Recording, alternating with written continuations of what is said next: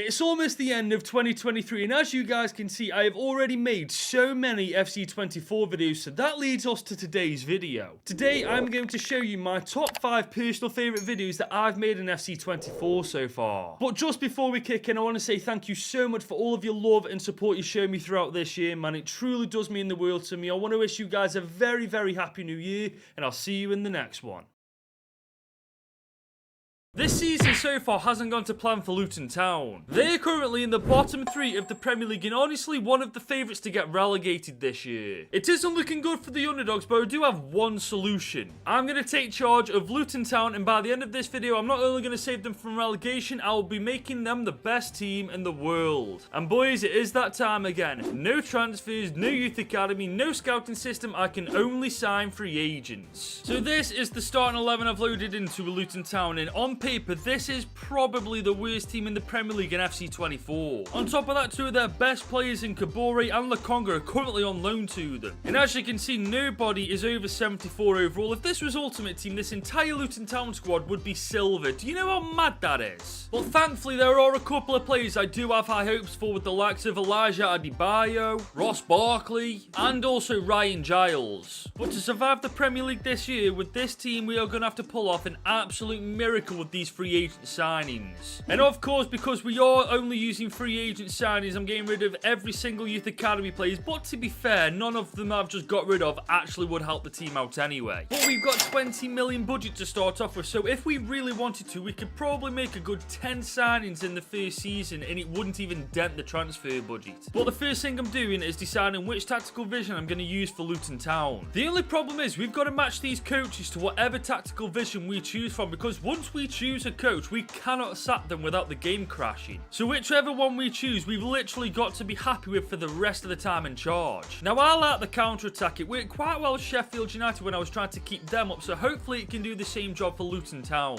But as you can see, we've only been able to get 2 coaches so far, so hopefully when we revisit this once again, we'll be able to hire more. But the first thing we're doing to this team itself is switching the formation, because there's no way in hell I'm rocking with 5 at the back. Now, this is a new formation, the 4-2-1-3. I think this was formerly a 4-3-3 variation in FIFA 23, but it's got a couple of holding midfielders, a cam, and a couple of wingers, and you know what? I'm happy with that. And after messing with it, this is probably our strongest starting 11, which definitely is not going to survive the Premier League this year. But we do have a lot of money to bring in free agents, so let's see where we actually need to buy for. I think it's too early to target specific positions on the pitch. We just need to go on that free agent system and bring in as many good players as possible. But look who's made his return to the free agents list, Alexis Vega. Boys, if you know, you know. And if you know he's coming straight into the team. And we've also got Kevin Alvarez, who's 75 rated. Our current right back, Kabore, is on loan to us, said this guy will be a massive signing for a couple of seasons. And we do have the Mexican winger, Jesus Corona, who's 80 rated as well. I mean, with those 3 signings, we've already massively improved our chances of surviving the Prem. And I wasn't joking, boys. Look at the difference already. But we've got 12 mil left in the budget, and I think I'd be an absolute moron if I stopped trying to improve the team right now when we've done so well already. And I'm glad I didn't, because I found Jakub Brabek, who's 74 rated. He's not going to massively improve the defense, but he's definitely an improvement. And I've found a very solid centre midfielder in Eric Sanchez. He's 75 rated. He'll definitely slot nicely into that midfield. And I'm bringing another free agent goat into the team, Luis Chavez, who's 79 rated. You know what? I think I'm happy to leave the transfer window there. And we are left with a measly 3 million after sorting everybody's contracts out, so I definitely think our transfer window is now done. And just look at the improvement in the team, man. We've made 6 signings, don't get me wrong, but we've made 6 bloody good signings. And obviously we switched to a 4-3-3 attacking variation. This is because Sanchez and Chavez are both better than Lakonga and also Nakambe. But I really wish we'd have found a better keeper than Kaminsky. I 100% believe he's going to be our downfall this year. But as you can see from the team, we've improved it as much as humanly possible, and it's now up to these boys to keep us from being relegated. But as we're simulating through the season, if you wouldn't mind dropping this video a like and hitting that subscribe button, that would be amazing. Boys, we just, and I mean just about survived by 4 points in the end. 17th in the league. Sheffield, Nottingham Forest and Burnley go down, but we are once again in the Premier League for at least 1 more year. Man, honestly, it doesn't get much closer than that, does it? And we actually made it to round 5 of the FA Cup and losing 3-2 to bloody Liverpool. That isn't bad at all. And whilst there has been massive improvements in the team this this year, there's still a lot of work that he's doing with this squad. And Alexis Vega's picking up where he left off in FIFA 23 with 30 goal contributions in 42 games. This guy is just on another level. This year we wanted to survive the Premier League, and that's exactly what we did, even if we were this close to getting relegated. But as I've said, there's a lot of improvement that still needs to be made with that starting 11, otherwise next year we'll once again be in a relegation battle. So we're now into season 2, and the first thing I've done, as you can see, is messed around with the coaches. Hopefully the more coaches I add, the better improvement we'll see from the players this year. And when you look at the team, there's a couple of areas that are literally screaming for an improvement. We need a better attacking midfielder, a couple of better centre backs, and a better goalkeeper at the very least. If we can sort those positions out, I've got no worries about relegation, but if we can't, then we are definitely once again in a relegation battle. And with 37 million in our budget, we can literally make as many signings as we want and we'll never run out of money. But straight away I found centre back Kevin Akpoguma. He's 29 years old, 76 rated. He's not a vast improvement on the defence, but he'll definitely be an improvement. And we got very lucky with a Ritz Alastondo. He's 30 years old, 81 rated. Now this guy is a massive improvement on that defence. And look who I found for the cam roll, Marco Reus, who's 82 rated. Obviously he's not going to stay like that for the entire season, but I'm not passing this opportunity up to sign him. And look at the difference already in this team, man. I am so happy we stumbled upon Alastondo. But we still got 29 million in the budget. We've made 3 really good signings. I want a second look at that free agents list. I'm sure there's some players in there that I've overlooked by accident. And there's some truth to that, because I found Kleber Fernandez, who's only 17 years old and 73 rated. He won't get into the team straight away, but I can definitely send this guy out on loan. And I found Nadim Amiri, who's 78 rated. Once Marco Reus drops an overall this year, he'll definitely fill his shoes in that cam roll. And we have finally found our goalkeeper boy, 77 overall, Alejandro Costa. I'm pretty sure that's Bravo's regen, but I don't care. He's going into that team. And that is officially our transfer window done, with the team now looking like this heading into season 2. And in comparison to how I felt at the start of season 2, I am extremely confident that we can survive this year. Put it this way, we've got 5 players in the team over 80 rated, and I reckon by the end of this season we'll have about 6 or 7 at least. But stranger things have happened so far in FC24, so we're going to have to wait till the end of the season to find out how we do. Well, season 2 is officially completed, and we are 8th in the league at the end of the campaign, man. We won more games than lost, man. For Luton Town, that is an insane achievement. And on top of that, we were only a couple of points away from qualifying for Europe, man. That for season 2 as well is actually ridiculous. But when you look at the team,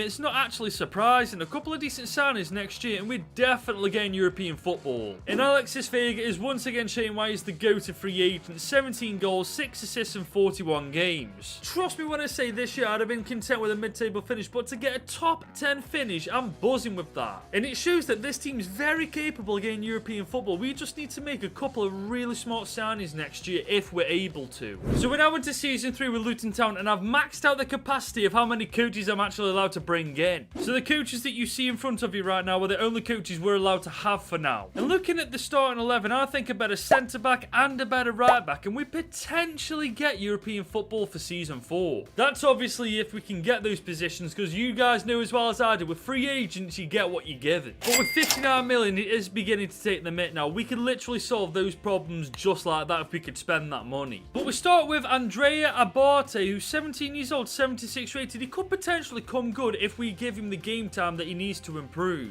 And we found a solid striker in Edson Edward, who's 77 rated at 27 years old. And also Sebastiano Esposito, he's only 22 years old and 74 rated. If I'm not mistaken, last year he had a ridiculous potential. Well, that is our transfer window done, because as you can see, I went through so many free agent players and none of them are good enough to even make the subs bench. So the team now looks like this, and in all honesty, boys, we've made absolutely no improvement to it. I mean, it's unfortunate, but sometimes that's the way it is with free agents. We did get lucky with Abate though, 76 rated at 17 years old. This guy could come good if he gets the game time this year. But honestly, I think we can kiss goodbye to European football for next year, because I don't think this team right now is strong enough to get it. But just hold on a second, boys. We're in Europe, man. We're in the Conference League in Group B alongside SK Rapid Via and FCSB in the team that I'm not even going to try and pronounce that name. We finished 8th in the league though, so I'm not too certain how we pulled this one out. I'm not knocking it, don't get me wrong. I'm just not certain how we've done it. Now, obviously, I'd love to win this competition, but I don't think our team's strong enough just yet. So getting through to the knockouts would be good enough for me. So we've just arrived at the end of Season 3, and you ain't gonna believe this. We are top 4 in the league with only 3 years of being in charge of Luton Town, man. This game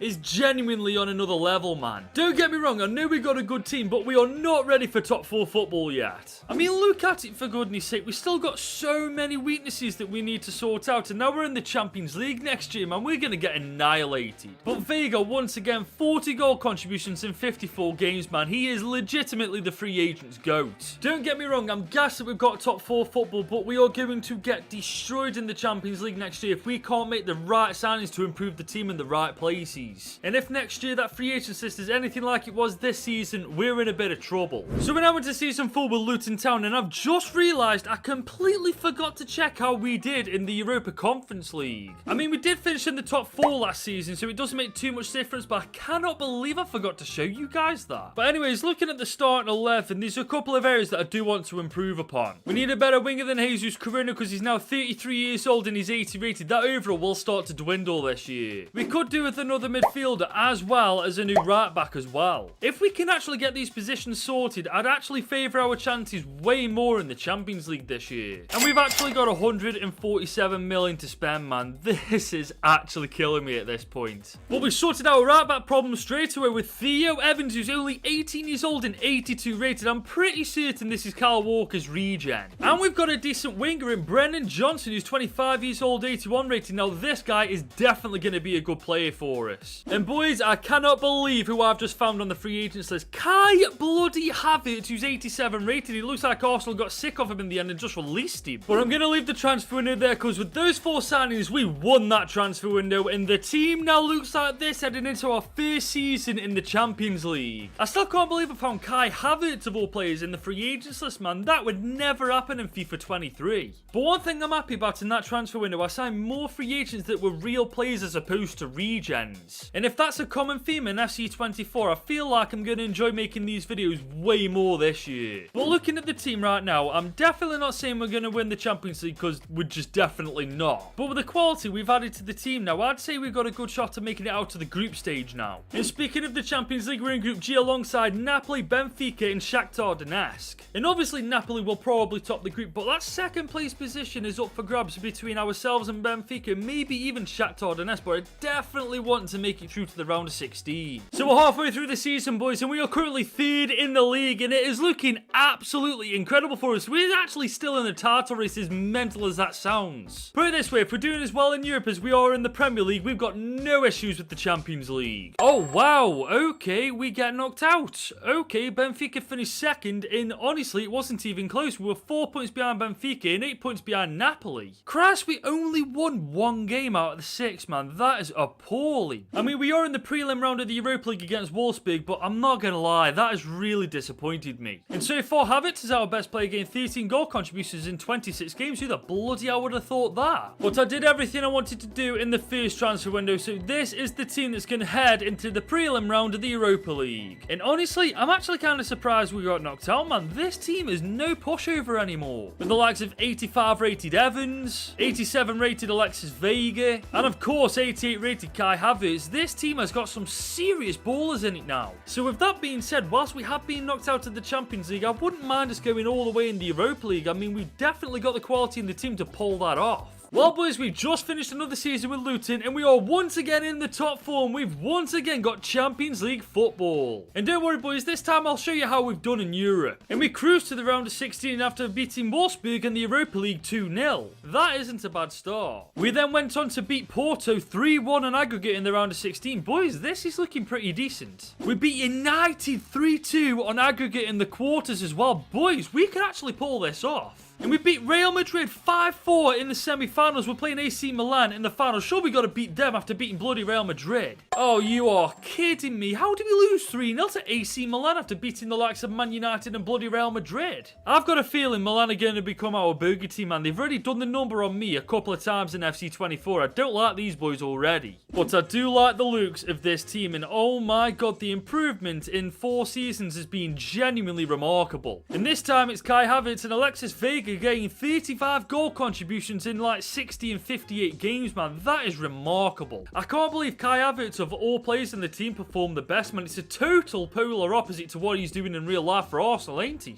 But Europe was disappointing this year. We got knocked out of the group stage and we lost to AC Milan in the final, man. I mean, AC Milan? Really? But the good news is we got another crack at the Champions League after finishing inside the top 4 of the Premier League once again. And if that free agents list is anything like it was this year, I reckon we've got a very good shot at not only getting out of the group stage, but going quite far in the knockouts too. So we're now in Season 5 with Luton Town, and looking at that team, there's only a couple of areas that I'd really like to improve if that's possible. I'd like better midfielders than Chavez and Fofana just to match the quality a bit closer to Havertz. And we need a second choice keeper because, as you can see, the only one we've actually got is Costa. If we can sort those positions out, I'm actually more than happy to leave the team as it is because I feel like it's good enough to do pretty well this year in the Champions League. And with $250 million in the budget, I'm officially heartbroken, man. That would literally win us the Champions League this year. But we're going to start strong by signing Yasin Bono, who's 84 rated. Granted, he's 36 years old, but he'll definitely do the job as a second choice keeper. And we got very lucky picking up Leon Goretzka on a free as well. 32 years old, 85 rated. What the hell are Bayern Munich playing at? And finally, a favourite of mine from last year, Kevin De Bruyne, 86 rated. I was wondering when he was going to turn up to be a free agent in AFC 24. And honestly, boys, I'm happy to leave the transfer window there because just look at the team that is going to go into Season 5, man. There's no weaknesses at all on that starting 11 now. Even our subs bench is looking pretty stacked with quality in almost every position. And do you guys remember Fernandes way back when? Well, he's an 83 rated centre-back and he's more than ready to take his place in that starting 11 now. I'm very excited to see what we can do, man. I really do think we're going to do well in the Champions League this time. And speaking of the Champions League, we're in Group G alongside Leverkusen, Feyenoord and Young Boys. And I know what you guys are thinking already, Leverkusen. That's one team we've got to watch out for, but I actually think we're way better than them and I think we're going to easily top this group. Well, boys, we are once again in January and we're only 6th in the league, and that is disappointing considering the team right now is the best it's ever been. And on top of that, Burnley and West Ham are higher than us in the table, man, so something needs to give here. But we have absolutely destroyed Group G, 6 wins from 6, and we cruise to the round of 16. And the GOAT once again leading the way, 19 goal contributions in 27 games, man. That is actually ridiculous for halfway through the season. But boys, I did everything I wanted to do in the first transfer window, so this is the starting 11 that is finally making its debut in the Champions League knockouts. And I reckon we do pretty damn well. Obviously, it depends on who we get drawn up against, but this team is pretty damn good. With the likes of 88 rated Evans, 89 rated Alexis Vega, and now 90 rated Havertz. I put my money on this team giving any team in the world a bloody good game. And up first in the round of 16, boys, is Barca freaking Lona. Look at that team, man. This is a legit baptism by fire. Havertz and De Bruyne are a bit fatigued, but the rest of the team looks pretty sound. How are we going to do in the first leg? It's a 2-2 draw. That's interesting. At home as well, we've got the advantage in the second leg. We do have Brennan Johnson out for the second leg. Other than that, the team is solid. Let's see what is going to happen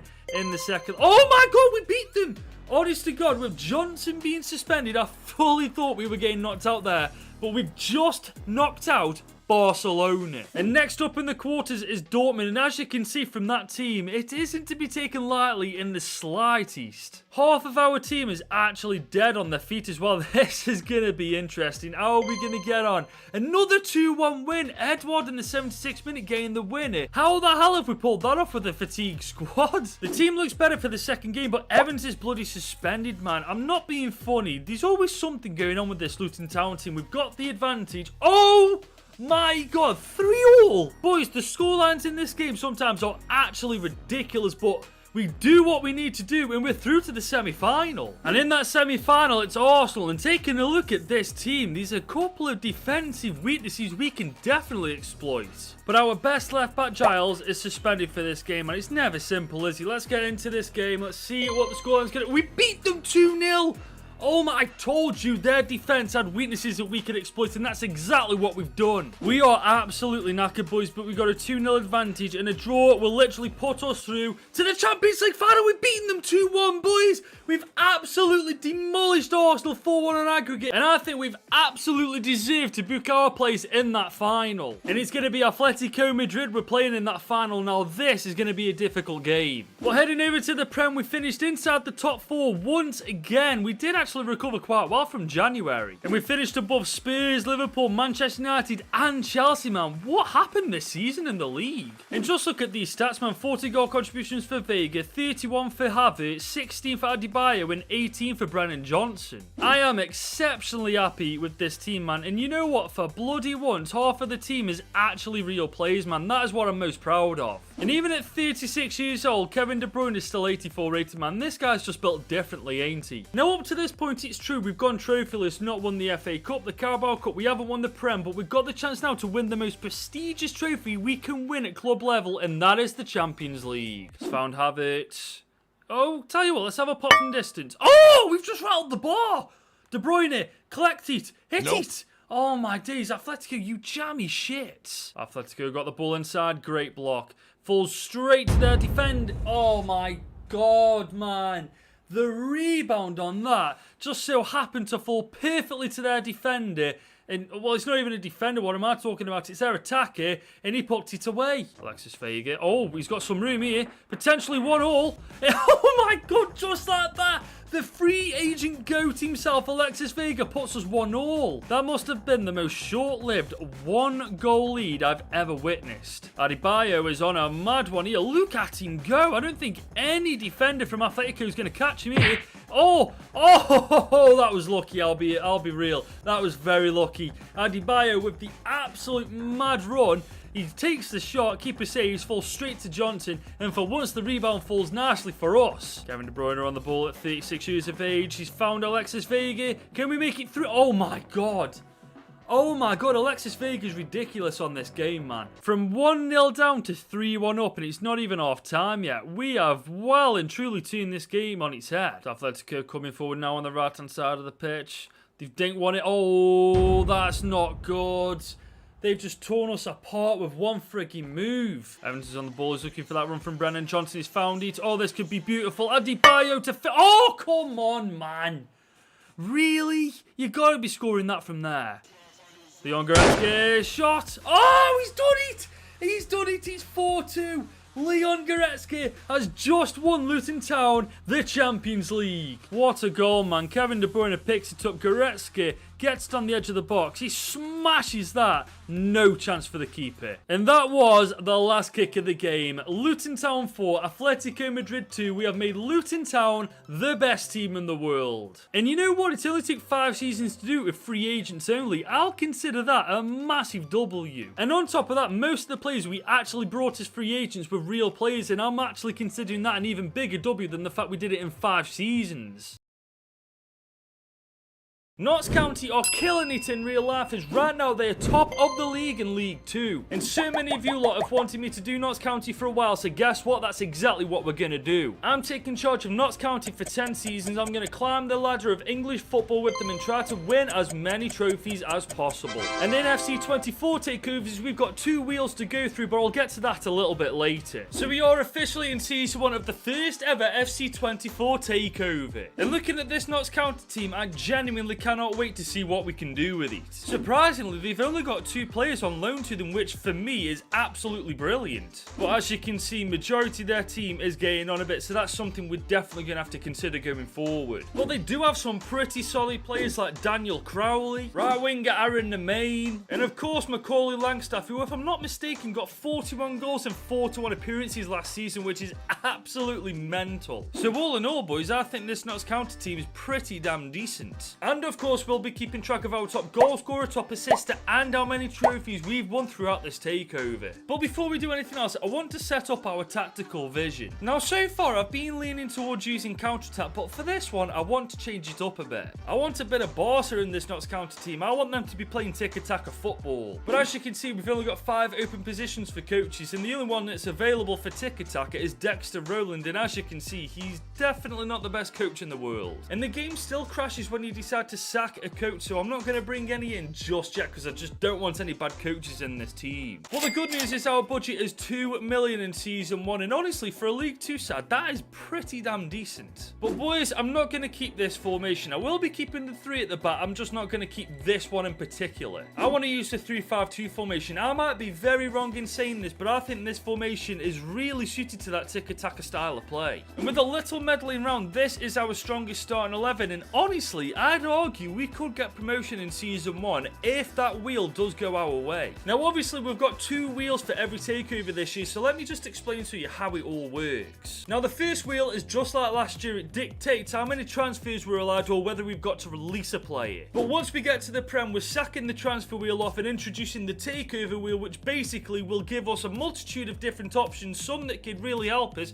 and some that could get us relegated. But like I've just said, that one gets introduced once we reach the Premier League, so we don't have to worry about that one just yet. Now, as for the starting 11 and where to improve it, there's only one area of this pitch I really want to focus on. We just need better defenders, and once we sort these positions out, I think we've got an exceptionally strong chance of promotion this year. And with 2 million in the bank, the budget isn't going to be our issue. It's going to be that bloody transfer wheel. So without further ado, the first spin of the transfer wheel in FC 24, and it's going to be the best one we can get. 3 transfers to make in season 1. I don't think we're going to be able to afford 3 transfers, but the option is there. And as I've said, all I want to do is bring in some centre backs, so that's exactly what we're going to do. And we're going to start with Blackpool's Ollie Casey. He's only 22 years old, but he's 64 overall, and the best part is he's only got 12 months left on his contract. And we've just made our first official FC 24 takeover signing by bringing in Blackpool defender Casey for a measly 700,000. But we aren't done there, as I want to bring in MK Dons defender Jack Turner, who's only 23 years old himself and 64 overall. I think we are definitely going to have a very strong defence by the end of this transfer window. And I think we've got an absolute bargain, spending just over $500,000 to bring him to Notts County. And we've still got just under $1 million left in our budget, meaning we can actually bring in 3 players this year. Now, I was going to bring a better keeper in than Aidan Stone. He's only 62 overall, but he's still very young for a keeper, so I think it'd be a little bit too premature to bring in a keeper this early. Instead, I'm going to bring in a 3rd and final centre-back to complete this defence. And that's why my final signing is going to be Will Forrester from Bolton. He's 22 years old and already 64 overall. This guy's going to be a beast for us. And we have secured him on a 5-year deal for 730,000, and that's our final signing of this transfer window. And I did send these players out on loan because whilst they won't get game time here, they'll probably get game time somewhere else. But this is the starting 11 headed into season 1, and honestly, I'm pretty happy with how this team looks right now. The only real weakness is our 62 rated keeper, but he's only 23 years old. I'm banking on the fact that he'll go up this year quite a lot. But we do have McGoldrick, who's 35 years old, man, but I couldn't get rid of this guy. He's too much of a legend. Now, in real life, Notts County have set the standard quite high because they are right now top of League 2. But whether this team's strong enough to replicate what they're doing in real life is a different story. We're going to have to wait until the end of season 1 to find out. But whilst we're simulating through season 1, if you wouldn't mind dropping this video a like and hitting that subscribe button, that would be incredible. So as you can see, boys, we're halfway through May. The season is complete, so let's see how we did in League 2. It's a repeat of last year between Wrexham and Notts County. Wrexham finished first and Notts County finished second. We have been promoted, but we didn't win League 2. And we actually made it to the quarter-finals of the Papa John's Trophy, which is now known in FC 24 as the EFL Trophy. Now, this is one trophy I definitely want to win in this takeover. We made it to round 2 of the FA Cup before getting beaten by Harrogate, and we lost to Blackburn in round 1 of the Carabao Cup. Honestly, until we get somewhere decent in these competitions, I don't even think I'm going to bother showing you lot. But I've got to say, boys, looking at the team, I'm not surprised we got promoted. We have come on leaps and bounds this year. And Langstaff brought his Conference League form into League 2 as he bagged 21 goals and 9 assists in 54 games this year. I genuinely wasn't expecting to do this well this early. Obviously, in real life, Notts County are killing it, but that very rarely translates into the game. But we are now in League 1, which means tougher competition, and now more than ever, we need that wheel to be on our side. And the overall stats so far, Langstaff is both our top goal scorer and assister, and whilst we did get promoted to League 1, we have not won any trophies yet. We're going to start season 2 by spinning the wheel. Last season we had 3 transfers. This year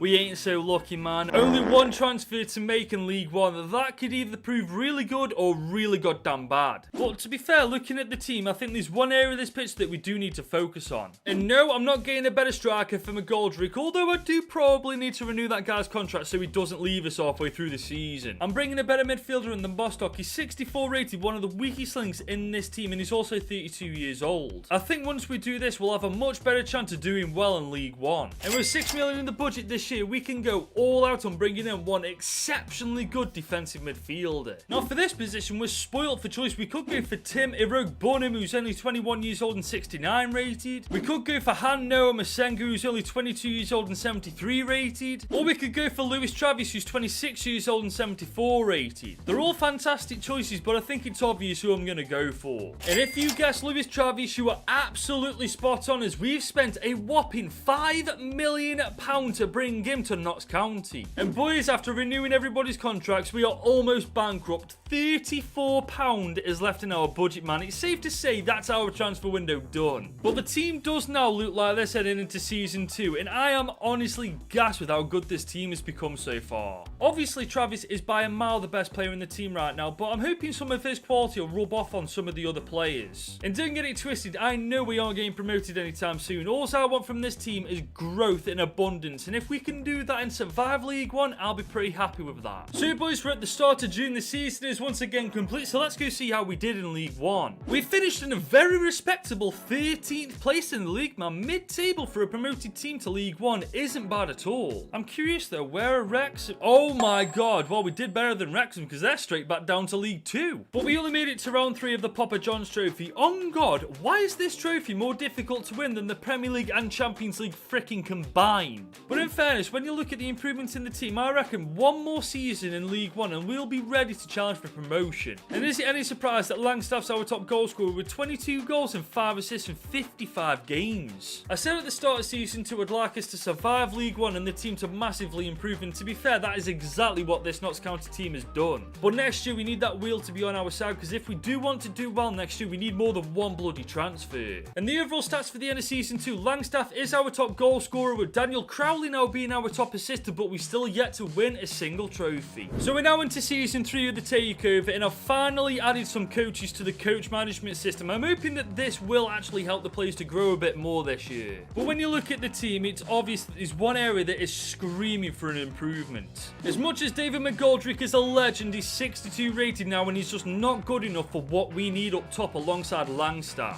And we need a better midfielder than Palmer and a better keeper than Stone, because aside from McGoldrick, those two are the weakest parts of the team. Once we sort those positions out, we stand a half decent chance of making the playoffs this time. And the budget remains at 6 million, so we've definitely got the money to work with. We just need that wheel to be on our side once again. Last year we could only make one transfer. What's the wheel going to give us this time? You have got to be kidding me. One transfer again. This wheel has been an absolute douchebag this time, ain't it? Now this obviously means we're going to bring a better striker in than McGoldrick, and to be honest, we are once again spoiled for choice. We've got Santiago Castro, who's 20 years old and 71 rated. We've got Kofi Johnson, who's 20 years old and 72 rated. And we've got Tyrese Campbell, who's 25 years old and 73 rated. Once again, all solid options, but I think I've made my decision on who I'm bringing in. And if your guess was Tyrese Campbell, you were absolutely wrong, as I went for Santiago Castro, who cost us 4.25 million. And I bet some of you are thinking, why didn't I go for Tyrese Campbell? He's by a mile the better player. Well, Santiago Cruz is 5 years younger than Tyrese Campbell, and he's only 2 ratings below him, so I reckon by the end of this season he'll actually become a better player than Tyrese Campbell. But with that, our transfer window is officially done, with the team now looking like this heading into season 3, and honestly I'm really liking how this team's shaping up now. We've got a very solid front two. All we need is a better midfielder and goalkeeper, and this team is golden. Now obviously I did want to push for the playoffs this year, but with us only having one transfer, that's a little bit unrealistic. But we have bolstered our striker partnership with the addition of Castro, so I am hoping to get a better finish than we did last year. So boys, season 3 is done and dusted, and you are not going to believe this. We're in the playoffs alongside Charlton, Peterborough and Barnsley. And we were only 5 points away from automatic promotion, man. I don't know how we've managed to do this, because the team is nowhere near ready for this yet. And we just made it past Barnsley in the semis, and we are playing Charlton Athletic in the final. It's their standard play versus our tick-attacker football. Charlton versus Notts County, Wembley. Who is going to get promoted? It's not us. Okay, that is slightly disappointing. We were this close away from winning our first trophy, I've just realised. Oh, maybe next year, boys, but 3 seasons in and we are still trophyless. We also got to the Papa John's Trophy final to lose 1-0 to Reading, man. You just can't write this season. That wheel needs to be on our side next year because just a couple of signings, we're definitely going to get promoted to the Championship. And Langstaff, for the 3rd season run, is our top goal scorer with 29 goals and 5 assists in 58 games. And I told you, boys, Santiago Castro is a special talent. 76 overall, 5 overall growth this year. I bet he's better than Tyrese Campbell now. We were this close this year not only to get promotion, but to win that Papa John's Trophy. I genuinely don't know which one I'm more gutted about losing. All jokes aside, though, we absolutely need promotion to the Championship next year. Otherwise, we'll almost be halfway through this takeover and we won't even be close to getting to the Premier League yet. And the overall stats at the end of Season 3, Langstaff and Crowley are still both our top goal scorer and assister, but we've still yet to win a single trophy. We are starting Season 4 with a spin of this wheel. Oh my god, our luck's about to change. It's been terrible as of late,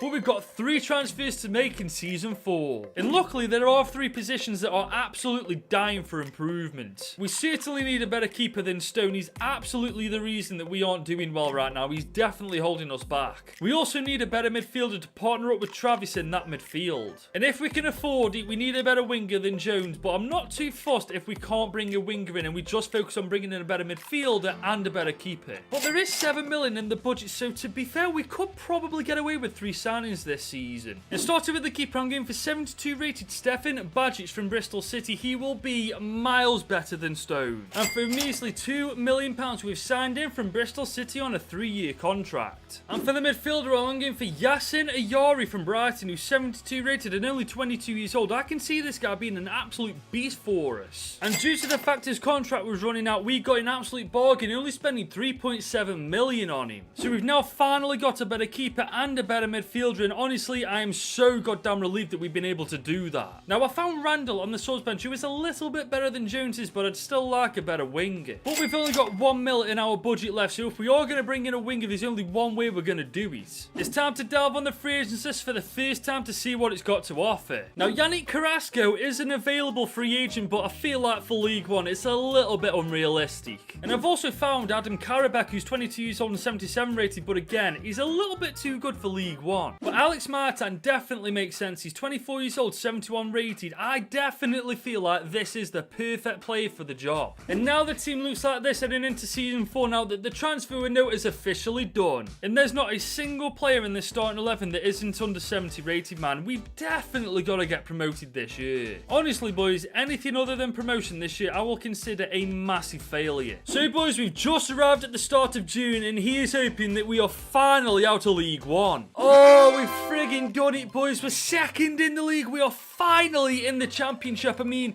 we didn't win League One. That's really annoying. Plymouth Argyle beat us 2 by 1 point. But honestly, the bigger picture is we're finally out of League One. But we still didn't win the Papa John's trophies. Cheltenham beat us in round 3, and it is still officially the most difficult trophy to win, including the Premier League and the Champions League. But we've gone on to win the FA Cup, beating Norwich 2-0 in the final. How is our first trophy in this takeover the pissing FA Cup? Who did we actually play? Okay, we got Sheffield United in the semis. We got West Ham, who beat them on penalties, fair. We got West Brom in round 5.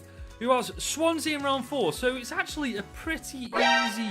Oh my god, we beat bloody Arsenal in round 3. Okay, take it back. It wasn't easy. Don't get me wrong, this team's good enough to win trophies, but the FA Cup, I did not see that coming. And Langstaff, once again, 34 goals and 14 assists in 62 games. This guy's an absolute monster. Well, boys, we've finally done it. We've won our first trophy as well this season with the FA Cup. And that, I'll say it again, I did not see that coming. And having seen the team, I reckon if that wheel's on our side once again, not only can we survive the Championship, we can damn well thrive in it. And the overall stats at the end of season 4, Langstaff is both our top goal scorer and assist now, and we finally won a trophy with Notts County. So we're now halfway through the takeover with Notts County, and as you can see, I'm finally starting to fill up these vacancies in the coaching system. And we're finally in the championship with Notts County, but believe me, I ain't staying here for long. And just look at the team, man. I reckon even if we had no transfers this year, we'd do pretty well this year, maybe even get in a playoff position. But we certainly could do with brushing up on this defence, maybe a new winger, a cam. There's still a lot of improvement that needs to be made. And money's no option as we've got 13 million to spend. The only thing standing in our way of success this year is potentially that transfer wheel. As long as we stay away from releasing our best player, I'm actually happy. Is that 2 or is that 3? Please be 3. Oh, come on. 2 transfers for season 5.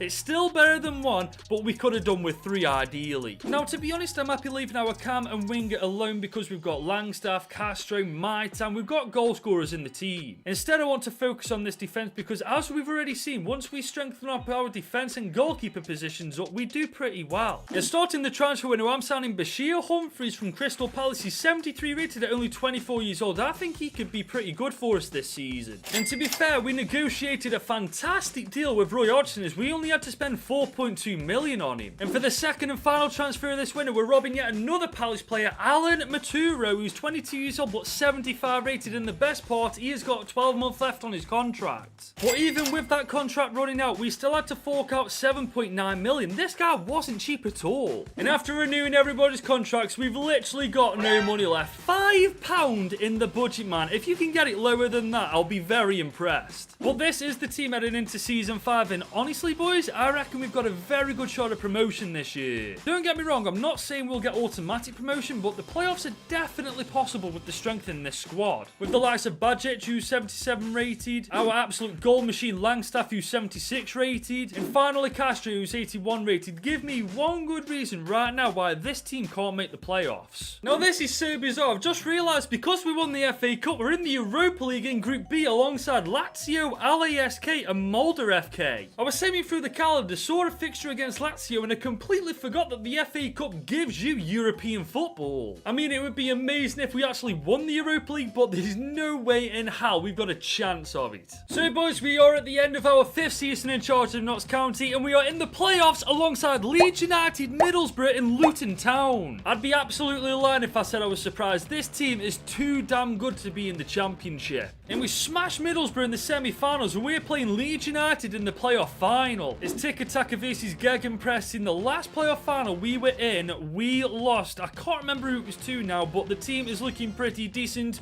Wembley, who's going through to... Oh my god, we've done it! We are finally in the Premier League. It's only taken us 5 seasons to do it. But boys, Notts County are finally in the Premier League. And we only lost 1-0 to Man City in the FA Community Shield final. This is one trophy I completely forgot we were in. But the Europa League's the one we want to know how we've done in, so let's go to that competition. How the hell have we top recruited B-Man? This Notts County team's crap. Battered Real Sociedad 4-1 in the round of 16. Nah, there's no way we're winning this competition. And we beat Rangers in the quarterfinals on penalties 4-3. No way we've won this competition. That's more like it. Fiorentina beat us 2-1 in the semi. To be fair, boys, look who's in the final, man. Real Madrid. There's no way in hell we were ever going to get past them, even if we beat Fiorentina. But boys, this team is finally in the Premier League, man. I cannot believe it's taken us 5 seasons, but you know what? Better late than never. And for the 5th season in a row, Langstaff is our top goal scorer. 31 goals and 11 assists in 65 games, man. This guy is actually a goal machine.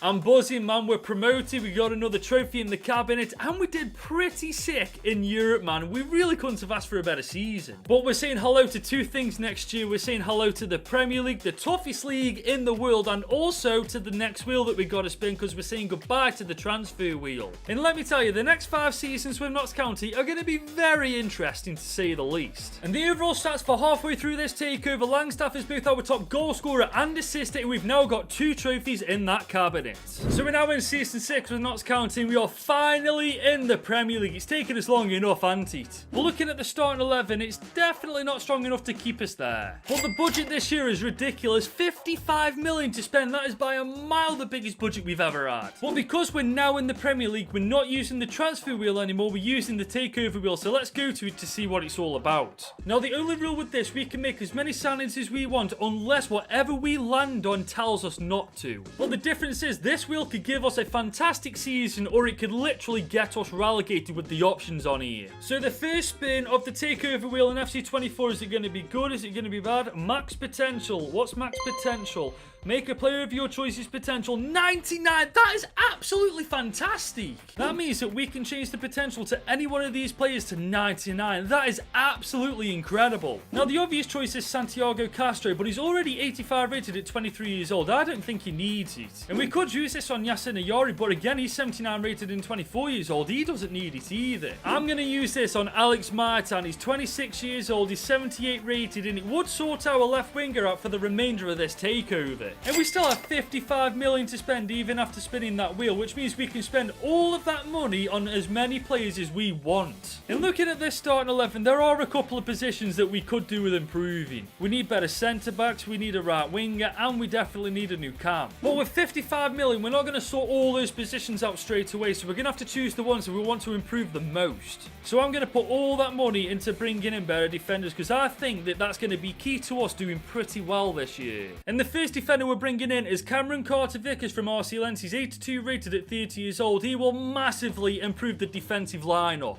And because he only had 12 months left on his contract, we only had to spend 19.5 million to bring him to Notts County. And for the second and final transfer of this window, I'm going for Patrick Ahmed, who's 23 years old and 80 rated. Now, this guy is a defender for the future. And for 22.5 million, we have officially signed him up on a 5-year contract. And now the team looks like this heading into our first season in the Premier. And honestly, I reckon we definitely hold our own this year. We won't be doing anything spectacular like getting European football or a top 10 finish, but I reckon we may just get a mid-table finish. So boys, as you can see, we're at the end of May and our first season in the Prem is complete. So let's see if I was right and see if we got a mid-table finish. You know what? I'll take it. 13th in the league is basically mid-table. But we only made it to round 3 of the FA Cup before getting knocked out by Arsenal. And we made it to the quarters of the Carabao Cup before getting knocked out by Newcastle. I reckon we'll win another domestic cup in the next couple of seasons, you know. And I reckon next year, if we can get that wheel on our side once again, we are looking at European football. And for the first time in the takeover, Langstaff isn't our top goal scorer. Castro is with 23 goals in 44 games. That isn't bad at all. And Alex Martin, who's got 99 potential, is now 83 rating with a 5 overall growth this year. We got so lucky with that from the wheel. It's been a fantastic start to our life in the Premier League. 13th in the league, a decent result in the Carabao Cup, and all in all, we survived. That's the one thing we should be happy about. But like I said, boys, with the team looking like this, all we need is that wheel on our side, and we've probably got a good chance of European football next year. And the overall stats at the end of season 6, Langstaff is still our top goal scorer and assister, and we've still only got 2 trophies won so far. We're going to start season 7 by spinning the wheel. The first spin was incredible. There's no way. What? Hang on, what's +5?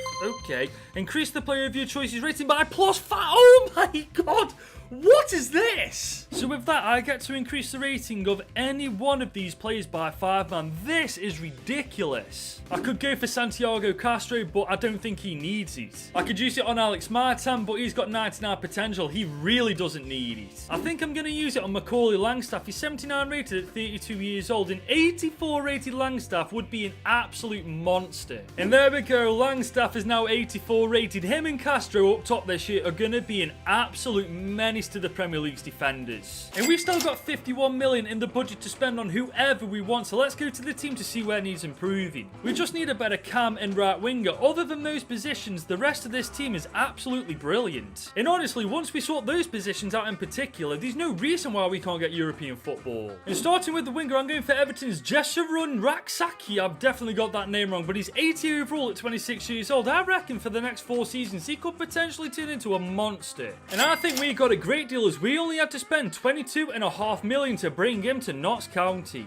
And for the cam roll, I'm going for James McAtee from Manchester City, 80 rated at 26 years old. This guy was a beast for me in the Sheffield United video I made, and I hope he's going to be a beast for us now. And for 22 million on the dot, we have brought James McAtee to Notts County, and that officially wraps up our transfer window. And now the team looks like this heading into season 7, and I am bloody loving the looks of this team right now. There's not one single player under 80 rated in this team, man. It's taken us a while, but we got there in the end. And I'll be real, I'll be very surprised if we don't get European football this year, or at the very least a top 10 finish, because this team is definitely capable of getting it. So as you can see, we're at the beginning of June, the season's done, so let's hope that we've at least got a top 10 finish. Well, this hasn't gone to plan. We're 11th in the league at the end of season 7, 10 points behind 10th place Chelsea. I don't know what's gone wrong, boys, I'll be honest. We've got a really good team, we're just not performing well on the pitch. We did make it to the quarters of the FA Cup, though, we're only getting knocked out by Nottingham Forest. And we made the Carabao Cup final before losing to United, man. This season's just owl after owl. I don't know where we're going wrong here. How is this team not even getting a top 10 finish? We've got a ridiculously strong squad. But once again, Castro is the top goal scorer with 30 goals and 2 assists in 49 games. Looking at these stats, I don't know where we've gone wrong. I mean, at the very least, I expected a top 10 finish, and we didn't even get that. And with that wheel being on our side 2 seasons running, we're bound to get something terrible next year, so I think we are in for a very rough season 8. And the overall stats at the end of season 7, Langstaff is still our top goal scorer and assistant, and we've still only got 2 trophies won so far. So we're now into season 8, we've only won 2 trophies so far, we haven't qualified for any European competition in ages, and I'm not happy about it. I don't get where this team's going wrong. Obviously there's weaknesses, but it's certainly strong enough to get European football. Maybe bringing a better centre-back in than Maturo's the answer, maybe a new cam or winger, I really don't know. What I do know is we've got 70 million in the budget, and hopefully that money will be enough to give us the players that we need to do better. But obviously we can't do anything with that money until we spin the takeover wheel. Now the last 2 times I spun this wheel, it's gone our way. Is it going to go our way again? Yes! What's cha-ching? Give yourself 100 million. Oh my god. That is absolute. If we don't do well this season with this on the transfer wheel, we have got absolutely no hope. We've now got 170 million to spend, boys. If we don't crack the top 4 of the Premier League with this, I don't know what will. So we're bringing in a better centre-back, a new cam, and also a right winger. If we have money left over after sorting those positions out, we'll revisit the team and see where we can further improve it. But I think sorting those 3 positions out this year is enough to get us Champions League football. Now, starting with the right winger, I'm going for Liverpool's Ben Doak, who's 24 years old, 83 rated. I know he's only 1 rating higher than our current winger, but he's much younger and got much more potential. And for 52.9 million, we've secured our first transfer of the 8th season in charge of Notts County. And for the centre-back role, I'm going for Jared Branthwaite, who's 84 rated. He will massively improve our back 3. And because he only had 12 months left on his contract, we got a bargain for him, only spending 35 million. And finally, for the cam role, I'm going for Wolfsburg's Matthias Franke, who's 26 years old and 85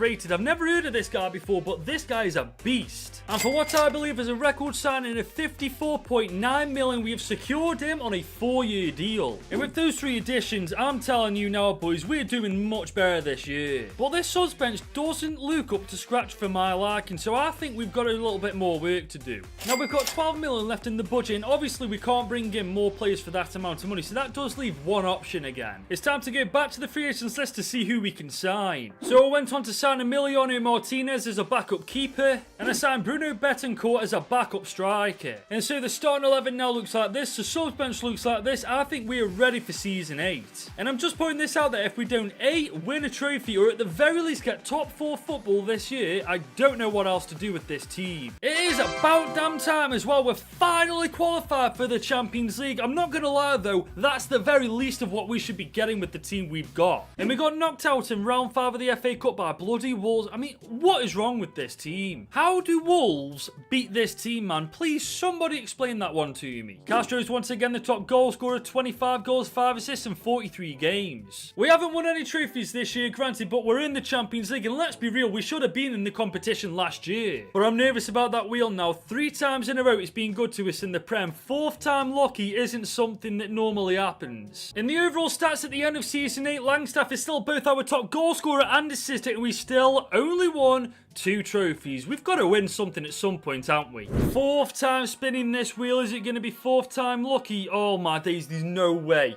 4th time lucky indeed. We're increasing another player's rating by 5, but what is going on with this wheel? Now it's just a question of whose overall I want to increase, man. There's so many options. It's down to 3 players though, starting with Yasin Ayari, our goalkeeper Stefan Bajic, and our centre-back Jared Branthwaite. But I'm going to go for Jared Branthwaite because I feel like an 89 rated centre-back in the Champions League will legit make all the difference. And there we go, boys. We've got at least one centre-back we don't have to worry about in the slightest.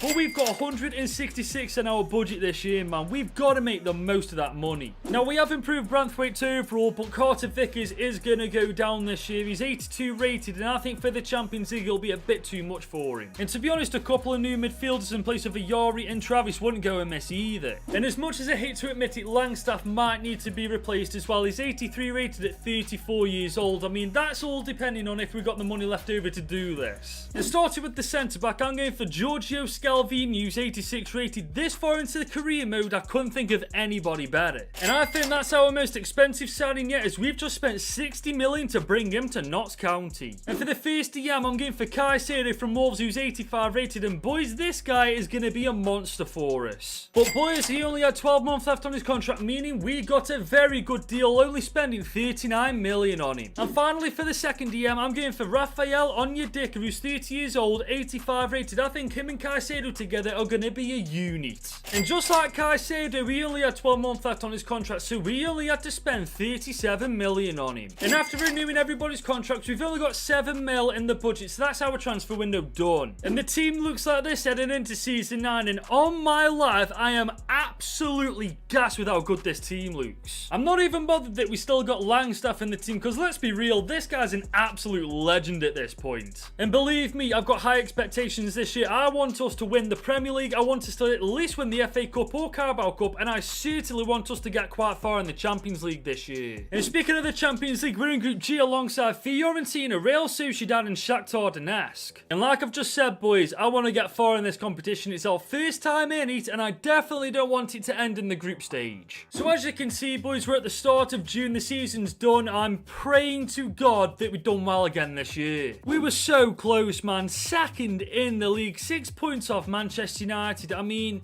what can you bloody do? We also lost to Manchester City on penalties in the Community Shield final. Yet again, another wasted opportunity of winning a bloody trophy. And we lost to Man City again on penalties in the FA Cup final. I am getting sick and tired of Manchester City. And we lose 3-2 to Arsenal in the Carabao Cup final. That's the 3rd final we freaking lost in Season 9. I'm honestly at my wit's end with Notts County. I hope we've done well in the Champions League, man. My sanity is at stake at this point. That's a great start. We top Group G, undefeated, 2 wins, 4 draws. I mean, we should have won all of them realistically, but you know what? I'll take it. We just managed to get past Lyon in the round of 16. And we get past my bogey team at the minute, AC Milan, in the quarters. Boys, we may actually have done well in this. Nope, we get knocked out by Man City in the semi-final. 6-1 as well. That's embarrassing, humiliating. That's the 3rd competition they've knocked us out of this year. Boys, I really like you. I do. But this season, you've really done me nutting. And Langstaff at 35 years old is our top goal scorer. 33 goals, 2 assists, 63 games. Honestly, at this point, I'm not actually bothered. We still have got 2 trophies won, and it's Season 9 for God's sake. I don't know what more we need to do. We've spent close to 400 million in 2 seasons, and we haven't won a single thing. Are we literally Tottenham Hotspur in disguise right now? We've got one more season with Notts County to get a trophy. That's all I want. A trophy. I don't want to end this with 2 trophies. And the overall stats at the end of Season 9, believe it or not, Langstaff is still our top goal scorer and assister, and we've still only won 2 trophies so far. Pray for me in Season 10, will you? So we are now in our 10th and final season of this takeover, and as you can see, I've been a little bit bitchy with the coaching system. And when you look at this team, the fact that we've only won 2 trophies in 10 seasons so far is actually a disgrace. No matter what happens this season, no matter what what the wheel gives us this year, we've got to go all out to at least win something. We've got an incredible sum of money as well, 210 million in the budget. So for the final time in this video, let's go over to that wheel and see what it's got in store for us. I swear to God, if we actually get lucky for the 5th time in a row, there's no max potential. What is this wheel? The ironic thing is, we've had everything good from the wheel, yet we still can't win anything with Notts County. So whose potential are we going to put at 99? Alex Martin had his put at 99 not too long ago, and he's already 96 overall, for God's sake. We could go for our keeper, Stefan Bajic. We could go for our winger, Ben Doak. Or we could go for Caicedo. I mean, anybody we put this on, it's going to be a W choice either way. I think I'm going to go with Caicedo because I don't think I'm going to put 210 million into the midfield. Now, looking at the team, I think we need a better keeper. We potentially need a better right winger, and honestly, that is about it. If you guys think I'm replacing Langstaff in the final season of this takeover, you must not know me at this point. This guy is staying until the bitter end. We're just going to put 210 mil into the keeper and right winger position, and I think I know exactly how we're going to do it. Firstly, I'm going for Juan Luigi Donnarumma, who's 33 years old, 90 rated. When Donnarumma is 33 years old in career mode, that's when you know you're far into it. And for only 33 million on the dot, we have got Donnarumma on a 3-year contract. And finally, for the winger role, Vinicius Jr., 32 years old, 94 overall. We can easily convert him to a right winger, but this is the man I want in the team. And for what is without doubt the most expensive side of this takeover, we have spent 145 million to bring Vinicius Jr. to Notts County. And with those two signings, the team now looks like they're heading into our final season of this takeover, and on God, if this team doesn't win a single trophy this year, I officially give up. We've now got 590 rated players or above in the starting 11. If this doesn't win us a single thing this year, I literally don't know what will. But we are in the Champions League alongside Bayern Munich, Osasuna, and SFR 1907 Cluj. But boys, this is our last season in charge of Notts County. I'm honest to God praying that we can make it count. Well, we've just reached the end of our 10th season in charge of Notts County, and we just couldn't win the Prem, man. We lost by 2 bleeding points. We made it to round 5 of the FA Cup before getting knocked out by West Ham.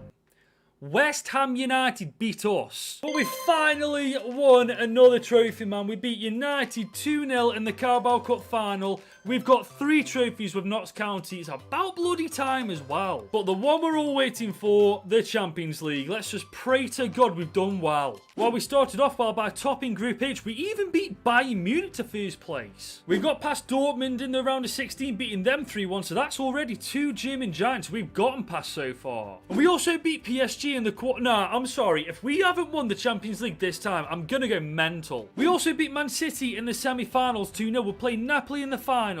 Honestly, I'm going to give up if we haven't won the Champions League this time. Finally, we've won the Champions League. It only took us 10 seasons, but we've done it. Thank God for that. On my life, I cannot believe it's taken us this long to do it. 10 seasons later, we won the Champions League with Notts County. I can finally rest. And the top goal scorer this year, Castro, with 41 goals and 2 assists in 60 games, man. What a signing this guy was. And we do end this takeover with Langstaff being our top goal scorer, Martin and Langstaff our joint top assister, and we've won a total of 4 trophies with Notts County. That just isn't impressive, is it? But that is the end of this takeover. I do hope you've enjoyed it. If you did, though, you should click somewhere right here to watch another one of my videos.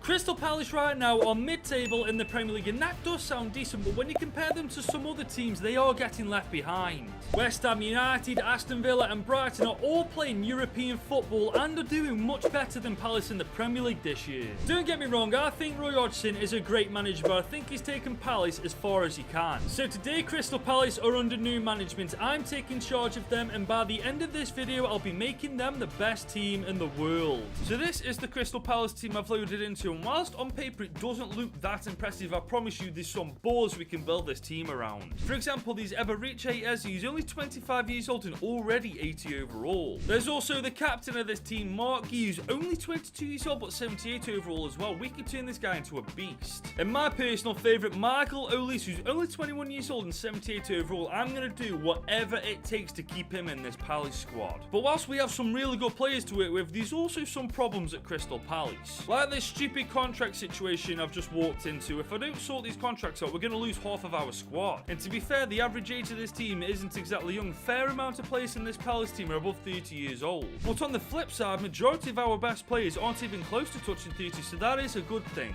So overall, boys, whilst this team on paper doesn't exactly look that good, we have got a very good team on our hands. And for a change, I want to use the kick and rush tactical vision. I've seen a lot of people use this in the past, and I want to see what all the fuss is about. As for the formation, I'm going for the 4-2-3-1 narrow. I know I use this quite a lot, but we've got a couple of cams, a couple of wingers, a couple of defensive midfielders. It is literally spot on for Crystal Palace. And after messing around with the team a bit, this is the strongest starting 11 we can field, and I know it's not exactly amazing right now, but we've got a full transfer window to improve this squad. But we will only have 45 million to spend, but this transfer window, as you probably guessed, is a little bit different from the others. I have to purchase players in alphabetical order, starting with A all the way down to Z. And I will be going alphabetically from their surname, so players like Adam Hlozek I can't purchase just yet. But I could go in for Trent Alexander-Arnold, although his market value alone is almost twice the amount that we've actually got in our budget. Like I said, boys, this transfer window is going to be different from the others. But the question is, where do we put this 45 million? Because as you can see, boys, there's a lot of room for improvement. We've got Joel Ward who needs replacing. He's only got 51 pace for goodness sake, and he's 74 rated. Yeah, this one's a no-brainer. We could do with a better winger than Schlupp. He is 30 years old now. He's not exactly got the stats for a winger either. And we could do with a better striker than Edward. I'm not sure how Palace fans feel about him in real life, but right now I'm not feeling this guy at all. But I personally don't think 45 million is enough, so I'm going to do something I very rarely do in my videos. I'm putting all of these players on the transfer list. At my time at Palace, I really can't see myself using them all that much. And I do realise that their market values aren't exactly incredible, but at least we'll get a little bit of something, and hopefully that'll increase our budget to the point where we'll actually be able to bring quality players into this team. And after finally selling all the players I wanted to, we've now got 62 million in our budget, and I think that's more than enough to improve this squad. But remember, we've got to go in alphabetical order, starting from A all the way down to Z, so this isn't going to be as easy as you think. But starting with A, we're starting with Tammy Abraham, who currently plays for West Ham United. He's 25 years old, 80 overall. And if you guys have been watching my Chelsea series on my second channel, you know how much I absolutely love this guy in FC24. And I've officially completed my first transfer as Crystal Palace managers. We've just spent 27.5 million to bring Tammy Abraham to this squad. And I bet you're wondering why I went for Tammy Abraham first, who's a striker, when I clearly said we needed a right back. Well, it's very simple. These were the only two right backs I could find whose last name begins with A. As we all know, Trent Alexander-Arnold's just a little bit out of our budget. And while Sergio Aurier is pretty decent, he's 78 overall, 30 years old. In 2 or 3 seasons time, we're going to have to replace him anyway. At least we know with Tammy Abraham that 27.5 million won't go to waste within 3 seasons. But we do still desperately need a right back, and now we're moving on to B, and I think I know just who to bring in. I'm going for Riddle Baku from Wolfsburg. Granted, he's 78 overall, but he's only 25 years old, and we all know that this guy's potential is pretty decent on FC24. And boys, for 18 million on the dot, we have thankfully sorted out our right back problem. And that's left us with 10 million in our budget, but I think I'm going to leave the transfer window as it is. We've now got to sign a player whose last name begins with C, and I want to approach that signing with much more money than just 10 million, because we could be missing out on bringing in an absolute baller. So that does mean this is the team that's going to go into season 1, and honestly, boys, I do like the looks of it. You've got to remember, majority of this team in the starting 11 aren't even close to touching 20, so by the end of this season, hopefully anyway, a lot of these players would have improved.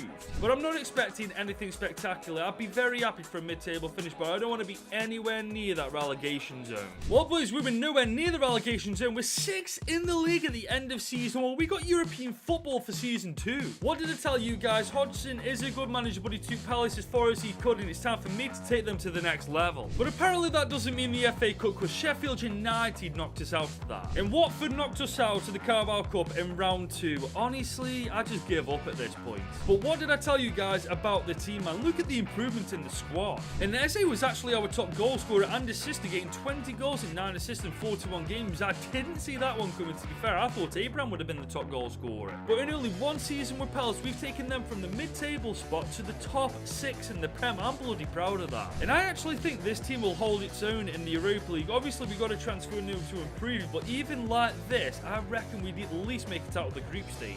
But before we go any further, if you're enjoying this video and want to see more content like this, leave this video a like and smash that subscribe button. So it's now our second year in charge of Palace, and we've got 80 million in our budget. That's almost double double what we had last season. And I think it's time we got a better winger than Sloppy. He's only 76 overall, he's the weakest link in this starting 11 now, so I think it's time we got somebody better. And if we have any money left over, we could do with a better DM than Lerma. I mean, alongside Slop, he is the weakest link in the starting 11 too. Obviously, we do have Tyreek Mitchell, who isn't 80 rated yet, but he's only 24 years old. I want to give this guy a little bit more time. But aside from our DM and left winger roles, I'm happy to leave the team as it is.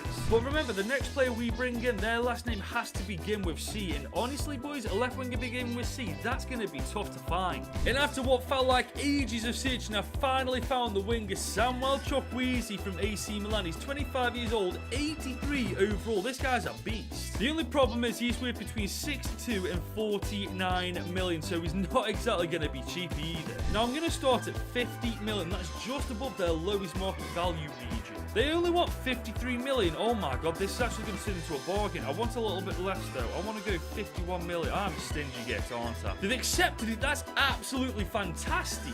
And there we have it, boys. It's official. For 51 million, Samuel Chukwueze has left AC Milan and he's joined Crystal Palace. But that only leaves us with 25 million for our next transfer. That was the price we had to pay for bringing in Chukwueze. And obviously now I'll be focusing on bringing in a better defensive midfielder than Lerma. But the question is, for 25 million, what defensive midfielder can I bring in whose last name begins with D? So I just had an embarrassing moment. I found Decore, who I thought looked pretty decent. He's 81 rated, 24 years old. I went to go to buy him, then I realised he already plays for Crystal Palace. I'm telling you, boys, trying to find a CDM whose last name begins with D is bloody difficult. But boys, I finally found one. Nicholas Dominguez. He's 26 years old, 79 rated. I don't even care how much this guy costs. I'm going to do whatever it takes to sign him. Okay, his market value is 18.5 million. We may just be able to afford him. I'm going to start by offering 22 million on the dot. I'm hoping that they don't walk out on that. They want 24.9 million. We ain't going to have enough to actually sort his contract out. We ain't going to be able to do that. Okay, what if I give them 20 million on the dot and offer them a player? Maybe I just offer them Jefferson Lerma. That way they're getting 29 million's worth.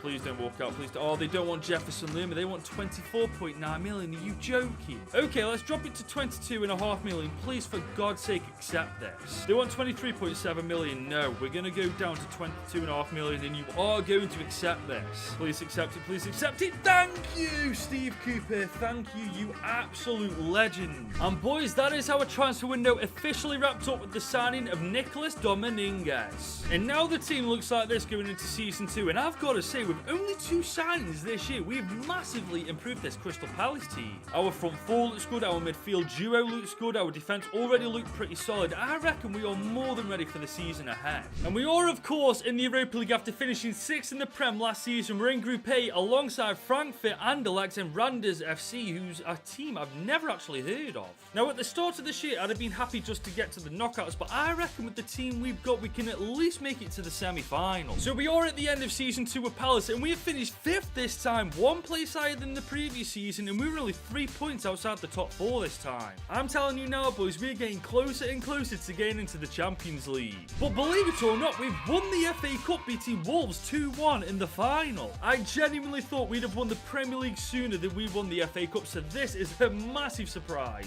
But we only made it to round 4 of the Carabao Cup, and to be honest, boys, this isn't a surprise. But now it's time to see how we did in the Europa League, and honestly, boys, I reckon we may have won it. So we actually topped Group A by 1 point. We go straight to the round of 16, whilst Anderlecht go to the prelim round. But we got absolutely annihilated by Inter Milan in the round of 16, 6-2 on aggregate. Oh my god, we've just been humbled. And here I am saying we're getting closer to the Champions League, and we get absolutely destroyed by a team like Inter Milan. But looking at this starting 11, I'm not being funny, boys. I don't see how we've done that badly against Inter Milan. This team can actually handle some of the big boys in the Prem. And this time, Abraham was our top goal scorer. 20 goals, 13 assists in 54 games. That's the Tammy Abraham I know and love. But we're 2 seasons in and 2 years on the trot, we have qualified for European football. That is something to be proud of if you're a Palace fan. And with the team looking like this, boys, I can confidently say next year we should be gunning for top 4 football. So it's now our 3rd year in charge of Crystal Palace, and as you can see, we've got the coaching system completely sorted out now. Now, last year we made it to the round of 16 in the Europa League before getting annihilated by Inter Milan, and if we want to get further than that, we've got to make changes in the starting 11. And I think we start by bringing in a stronger left back than Mitchell. Granted, he's 81 rated, but if we want to do well in the Europa League, like I've just said, we definitely need somebody better. And I think we go for a better centre back than Anderson. He's 81 rated, and alongside Tyreek Mitchell, he's actually one of the weakest links in the starting 11. And I honestly think once we sort those positions out, we are ready for the Europa League. And this time we've got 136 million to spend, which is so goddamn helpful considering we're not in charge of who we actually bring in. And I'll be honest, I can't think of a single centre back or left back whose last name begins with E. I am completely lost, and this is going to take a while. Boys, it took me ages, but I finally found a left back. Purvis Estupinan, 27 years old, 82 overall. I can't lie, boys, I'm so relieved. I've been searching for so long, and I finally found a left back whose last name begins with E. And boys, for the region of 31.5 million, we have made him a Crystal Palace player.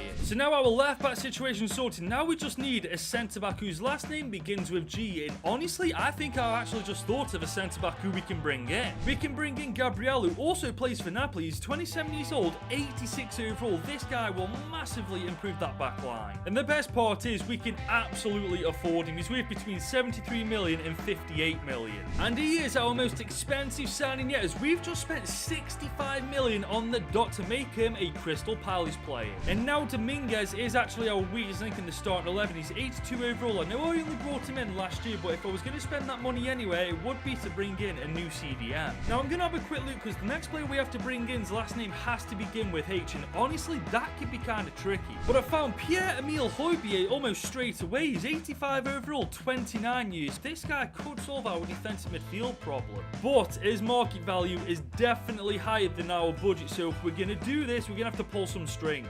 Now we've got 31 mil in our budget, and bear in mind we've got a contract to sort out afterwards, so I'm going to offer them 27.5 million, and that's not all I'm going to offer. I'm going to offer them Dominguez as part of this deal, and they may just go for it. They've actually gone for it. Postecoglou's accepted the transfer offer, and it looks like we are one step closer to getting Højbjerg in the team. We're going to give him 84k a week, 770 grand signing bonus. Please God above, let Højbjerg accept this offer. He wants 86k, he can have it as far as I'm concerned. We have just made Pierre-Emile Højbjerg a Crystal Palace player. And now the team looks like this now that the transfer window is done, and honestly boys, forget the Europa League, this team should be competing in the Champions League. Obviously our goalkeeper could be better, and maybe Estupinan is a weak link in the team, but right now I don't care. The rest of the team can pretty much carry those two players. But now we're in the Community Shield final against Liverpool, and looking at that starting 11, I'll be real, we may be winning our second trophy in charge of Palace. It's at Wembley against Liverpool. Let's see who's going to come out on top, and we do. Estupinan and Abraham getting the goals, and that's our second trophy won with Palace. I knew it was a shocking starting 11 Liverpool pulled out, but if we are beating Liverpool, that's putting us in a great position for the rest of the season. And we are once again in the Europa League, this time in Group F alongside Stade Rennais, AZ Alkmaar and HJK Helsinki. And let's be honest boys, not only should we be topping this group with flying colours, I reckon we've got a very good chance of winning this entire damn thing. But one way or another, I want this team playing Champions League football next year. It is way too good not to be. So season 3 is wrapped up, and we have finished inside the top 4. We are finally in the Champions League, boys. We finished 2 points clear of Liverpool as well. That in its own right is a massive achievement. But Man City absolutely destroyed us in the FA Cup, knocking us out of round 4. And Fleetwood Town knocked us out of the Carabao Cup.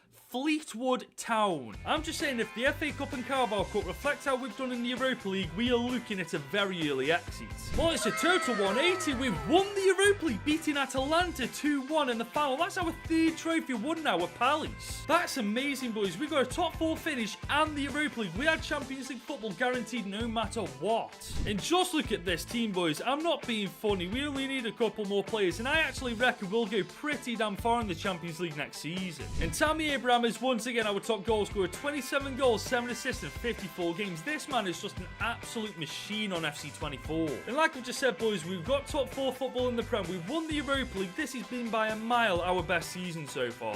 And this team already looks incredible. And bear in mind, before we get into season 4, we've got a full transfer window to improve this team. I genuinely feel like season 4 is going to be our most successful season yet. So it's now our 4th year in charge of Palace, and we've got 184 million to spend Spencer, it's definitely not the budget standing in our way, it's that bloody alphabetical order. Now, I think getting a better keeper than Henderson is vital if we want to do well in the Champions League this year. Granted, he's 83 overall and he's done really well for us since season 1, but I think he'd let us down massively if we kept him in the team in the Champions League. I've got to say though, boys, Henderson is the only part of the team I want to improve. The rest of it I'm happy with. And the next player's last name has to begin with I, and I'm not being funny, I cannot think of a single goalkeeper whose last name begins with I. I mean, after ages of looking, I found Daniel Iverson, and I'm not being funny, boys, we're in the Champions League now. We need somebody better, not worse than Henderson. Now, I won't lie to you lot, I've given up trying to find a goalkeeper whose last name begins with I, so instead, I'm just going to try and find a player whose last name begins with I, and then we'll go from there. And luckily, I remembered Ilias, who's only 22 years old, 78 rated, a former Barcelona player, and he'll be a decent second choice winger. And for just 21.1 million, we have finally moved on from the letter I, and we're moving further along the alphabet.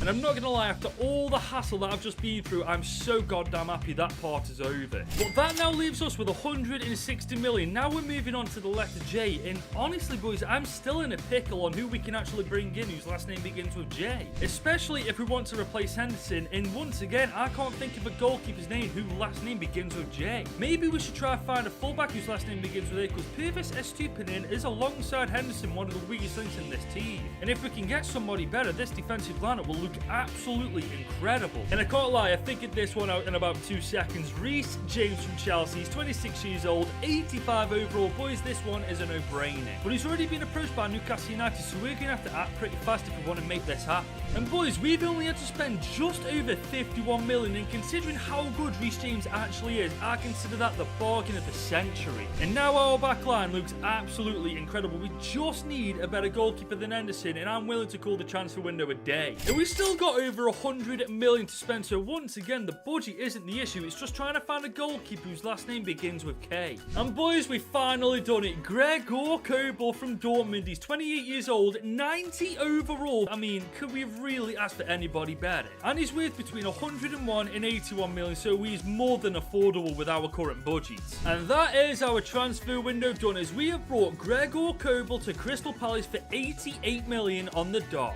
And now the team looks like this going into season 4, and now that we've actually got a world-class goalkeeper in between the sticks, not only do I think we can win the Prem this year, I reckon we've got a good chance to win the Champions League. And I know some of you might be annoyed that I brought Reece James into the team, but I'm a Chelsea fan. If I'm okay with it, you should be too. But now we've got a big game on our hands. Manchester City in the Super Cup, the Europa League champions versus the Champions League champions. Now I can safely say if we beat City here, that definitely puts us in a very good position going for... Come on, really? I mean, we did take them to extra time and we didn't get absolutely annihilated, so that is definitely a positive. But we are in the Champions League for the first time with Palace in Group A alongside Atalanta, Fenerbahce and FC St. Gallen. And let's be honest, boys, with the team we've got right now, we should not only be swamping the group stage, we should absolutely be getting to that final. Well, boys, season 4's done and dusted, and we were so close to winning the Prem, man. Second in the league. Well, I say close, we were 9 points off Arsenal. But still, I feel like with the quality we got in our team, we should absolutely be getting closer to winning the Prem. But we have won another FA Cup, this time beating Burnley 3-1 in the final. That's our 4th trophy now won with Palace. And this time we made the quarters of the Carabao Cup, only losing 2-1 to Liverpool. At last, we've actually done half decent in the Carabao Cup. But the one we've been waiting for, the Champions League. Let's see if we crashed out, we did well, or we got to the final. So we topped Group A with flying colours, 6 games undefeated, and we cruised to the round of 16. And there we absolutely obliterated Fiorentina 5-1 on aggregate. That is a cracking start. And we just got past Juve in the quarters 4-3 on aggregate. That's 2 Italian teams we've beaten straight away. And boys, look who's left: Barcelona, Napoli, Tottenham Hotspur. We haven't exactly got easy opponents. But we've beaten Napoli 4-2 in the semi-finals, and we're playing Tottenham Hotspur in the Champions League final. I mean, let's be honest, this is a must-win game for so many reasons, but the main one, we cannot let the bottle jobs beat us in a final. And just look at the stats from our front four. They really did know when the back of that net was this season, didn't they? And this is the team that's going to go into the final, and I'm not going to lie, boys, I actually feel kind of sorry for Spurs because this team is ridiculous. One thing I'm happy about is Marquis, Eze and Olise are still in this team. At the start, I said I wanted to build a team around those 3, and that's exactly what we've done. And considering we could only bring in players in alphabetical order, we brought some fantastic talent into this squad. With the likes of 91 rated Kobel, 86 rated Reece James, 90 rated Chukwueze, and my personal favourite Tammy Abraham. He's a baller on the second channel and is an an even bigger baller on the main channel. But now we've got a must-win game in our hands. We cannot let the bottle jobs beat us to win the Champions League. I simply can't allow it. Got Baku on the ball now. This guy can actually play as a right winger as well, but he's found Elise cut inside. Oh, ref, pen? Surely? Oh, come on, man, ref. Give us a break. In the last final Spurs run, you gave a penalty for no reason. Why not do it again? Elise is coming forward. I'm looking for that run. I haven't found it, though. Come on, Palace. What are you playing at? Spurs are pushing for... Oh, no. Reece James has been done for a kipper there by Kulusevski. He's brought it back. He's got it back. He's gone. Oh, come on. That's way too easy. That was so poor from me, man. Spurs opened us up like a tin of beans there. That is definitely not the start. We were after 1-0 to Spurs already. We need to buck our ideas up. But here's Reece James on the ball. I tell you what, he can get one back straight away. Oh, my God. Reece James, of all people, I did not expect to get the equaliser. Pretty much straight from kickoff, Reece James gets the ball. He runs up the pitch. Finesses it bottom right bins. Keeper doesn't stand a chance. He might be a Palace player, but the boy still bleeds blue. He cannot let Spurs win a trophy. But here comes Spurs once again. We need to put a foot in. Gabriel, that's a phenomenal challenge. Okay, Spurs are coming forward once again. We need to contain this. Make sure they get no chances, no space. Don't give them a shred of space. Oh, that's a fantastic block. Tell you what, we've got a counter-attack on the go. Chuck Weeze is coming down the left-hand side. Can we get the pace over a Julian? I think we have. We may make this 2-1 just like that. And we do! On the stroke at the 40th minute, Chuck Weezy takes the ball from his own half, runs the entire length of the pitch and bangs it top right bins. That's 2-1 to us. I don't care who you do that against. That is still a phenomenal goal. From 1-0 down to 2-1 up, the bottle jobs have bottled yet another league. Isn't that poetic? What a save! Oh my God, Coble. That's magnificent. Spurs are coming forward once again. They've got the bit between their teeth, but to be fair to us, we are defending really well. And now it's our turn. Can we find that run from Tammy Abraham? No, we cannot. Christensen, you are not playing for the Spurs, you traitor. As long as they don't do the HRS technique, I am pretty safe from conceding. They go short, so they may actually do it in the end. Oh, I don't like this. They're getting the bit between the teeth. No, that's a great block. And again, great save. Oh my God, how we didn't concede there, I'll never know. Spurs have been all over us in the second half. I've got to give us so much credit, though. We have defended incredibly well. But now it's our turn. Eze's on the ball. He's not really got many options to come with him. Baku, though. He's up against Rahulian. He's got the pace. He's got everything going for it. Oh, this has got to be it. Surely. Oh, Spurs. No. We have got less than 10 minutes to hold on to this lead, man. And honestly, it looks like we will be just about holding on to it. Spurs are destroying us right now. This extra time, we've got the chance to kill the game dead here. Olise is now on the ball. Okay. If we play this right, cut inside, he's on his left foot. This is beautiful. But he's got a decent weak foot as well. And that is the third. That is us lifting the Champions League at the end of this game. We have beaten Tottenham Hotspur 3-1. For all the chances, for all the attacks that Spurs have had, they couldn't put it into the back of the net, whereas we could do that 3 times. Baku gave it to Elise, and Elise just did the rest. He's got a strong weak foot now that we've been training him properly. He puts that top left bins, and he's secured Palace's place in history. And more importantly, we have made Crystal Palace the best team in the world. And I've got to admit, boys, that was not easy. Do this yourselves and let me know how you get on, because that alphabetical order stuff, I'm telling you now, that is tricky. And boys, if you enjoyed this video, you should definitely click here to watch me do a 10-season takeover with Wrexham.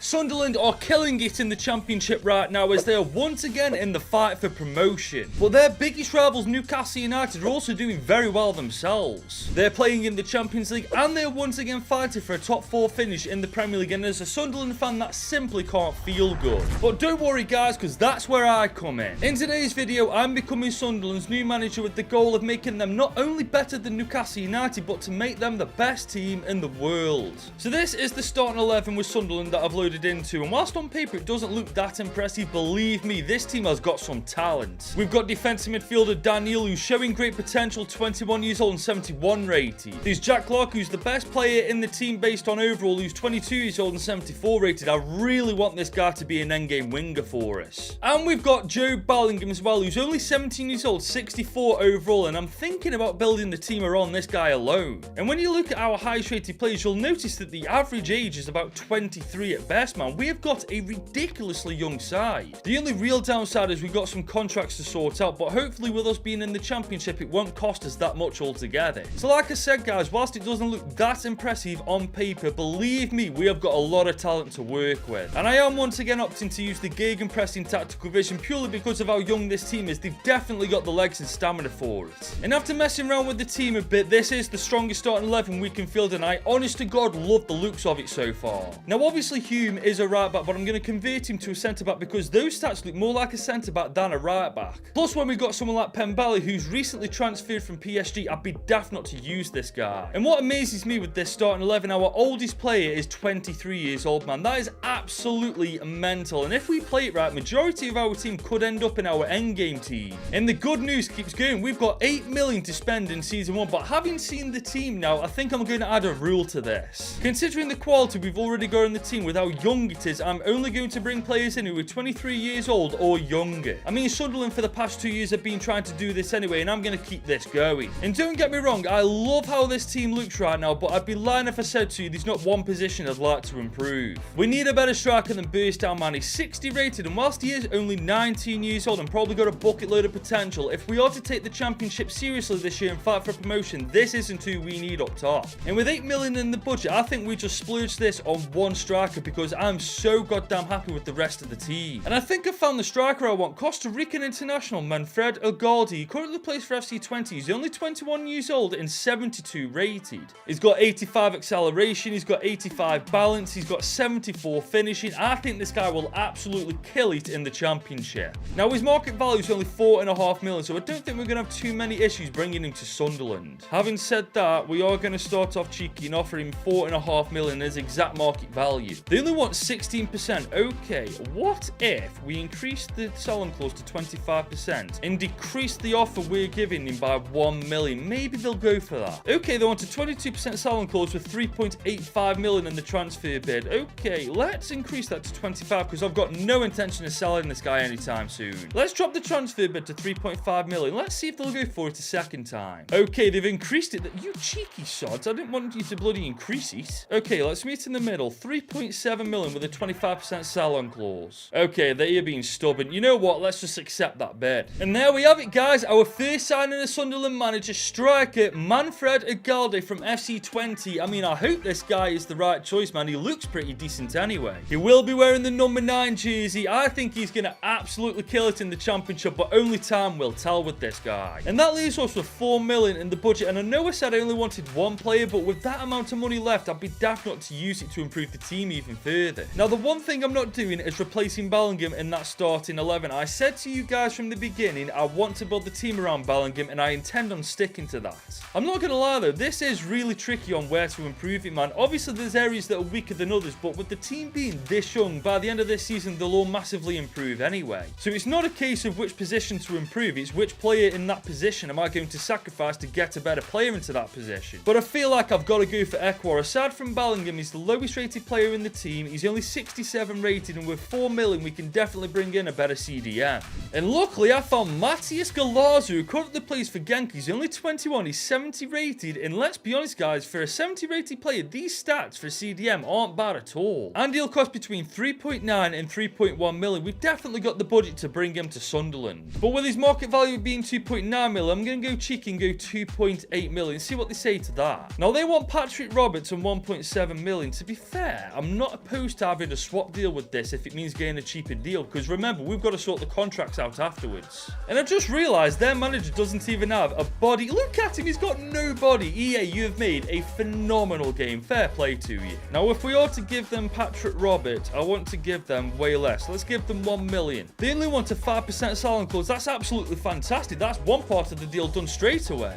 And there we are, shaking hands with a bodiless man. Fair play, EA, fair play. And there he is in the Sunderland kit. He's here for a 5-year deal, and I'm pretty sure that's our transfer window done now. And as you can see, I've spent a lot of time loaning players out, including our cams Bradley Dack and Alex Pritchard. But that does leave the team looking like this heading into season 1, and I've got to say, guys, I'm thrilled so far with how this team looks. Nobody in this team is above the age of 23 years old. Everybody in this starting 11 has got a bucket load of potential, I can genuinely see this team getting promotion in Season 1. But to be honest, I'm not too fussed if we don't get promotion in Season 1, because with the amount of talent we've got come Season 2, we'll definitely be fighting for it then anyway. But we're fighting for it now as we finish third in the Championship. We're in the playoffs alongside Leicester City, Preston North End and Southampton. And to be fair, Norwich were only 6 points above us in the end, so we weren't far off automatic promotion. But we are in the finals of the playoffs as we've beaten Southampton 3-1 in the semis, and we're playing Leicester City. Chowdhury and Iheanacho absolutely kill our dream dead, and we remain in the Championship for Season 2. We did also get knocked out in round 3 of the FA Cup,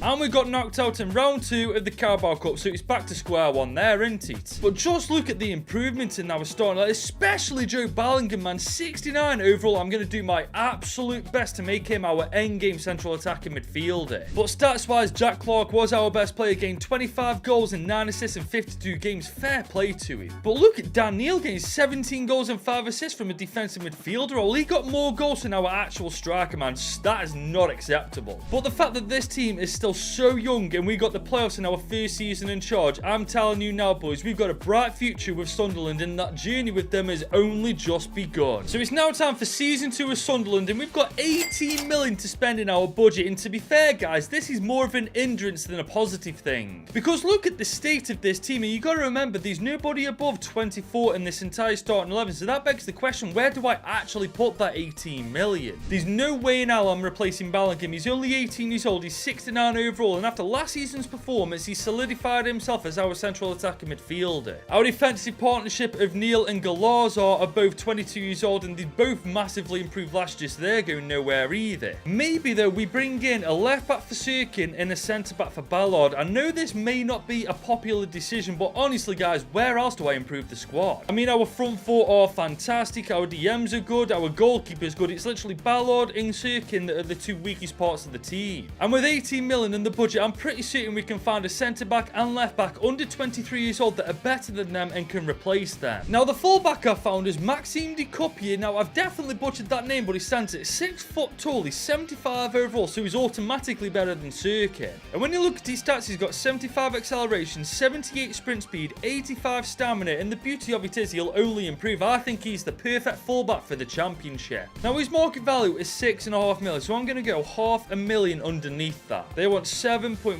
million. That's not too dear, to be fair. Let's drop it down to 6.3. And they've accepted it. That's one part of the deal done straight away. We're going to offer him a 5-year deal earning 16k a week. I'm pretty sure he's going to go for this. Is he? Wow, he's come back with 20k, 200k signing bonus, and 20 clean sheet bonus as well. Bloody hell, this guy's greedy. Okay, let's remove the bonus. Let's decrease this massively. And do you know what? I'm happy with that. They've come back with 22.5 grand and 195k bonus. Jesus, you are greedy for a 75 rated player, lad. Okay, 22.5 grand a week he'll be in with 145k signing bonus. He better accept this. There we go. At long last, you better be bloody worth it for all the hassle you've just given me, lad. And there he is, guys, in that Sunderland kit. But for a 75 rated player, this guy's got the ego of bloody Ronaldo. And that leaves us with 10 million in the budget to bring in a better centre back. And I think I know just who to bring in. Armel Balakotchap from Southampton. He's only 22 years old. He's 76 overall. He's got a 5-star weak foot. And just look at his stats. Almost 80 pace, almost 80 defending and physicality. This guy's an absolute monster. But this is going to be tricky. His market value is almost as much as our entire budget. We're going to have to be bloody good at negotiating this deal. So to start with, I'm going to offer 8.5 million. That gives us a little bit of breathing room when it comes to the contract negotiations. So they came back with a transfer fee. As you can see, we simply couldn't afford. So now I'm going to offer them 8.55 million. Let's hope that this actually persuades them a little bit more. Nope, they want 11.4 million. We're not going to be able to do this with straight money. We're going to have to offer a player. The question is, who do we actually give them? Maybe a straight up swap deal for Daniel Ballard. He's worth just under 5 million. And if we offer them that alongside maybe 7... Whoa, what am I doing? Oh my god, my head ain't with it.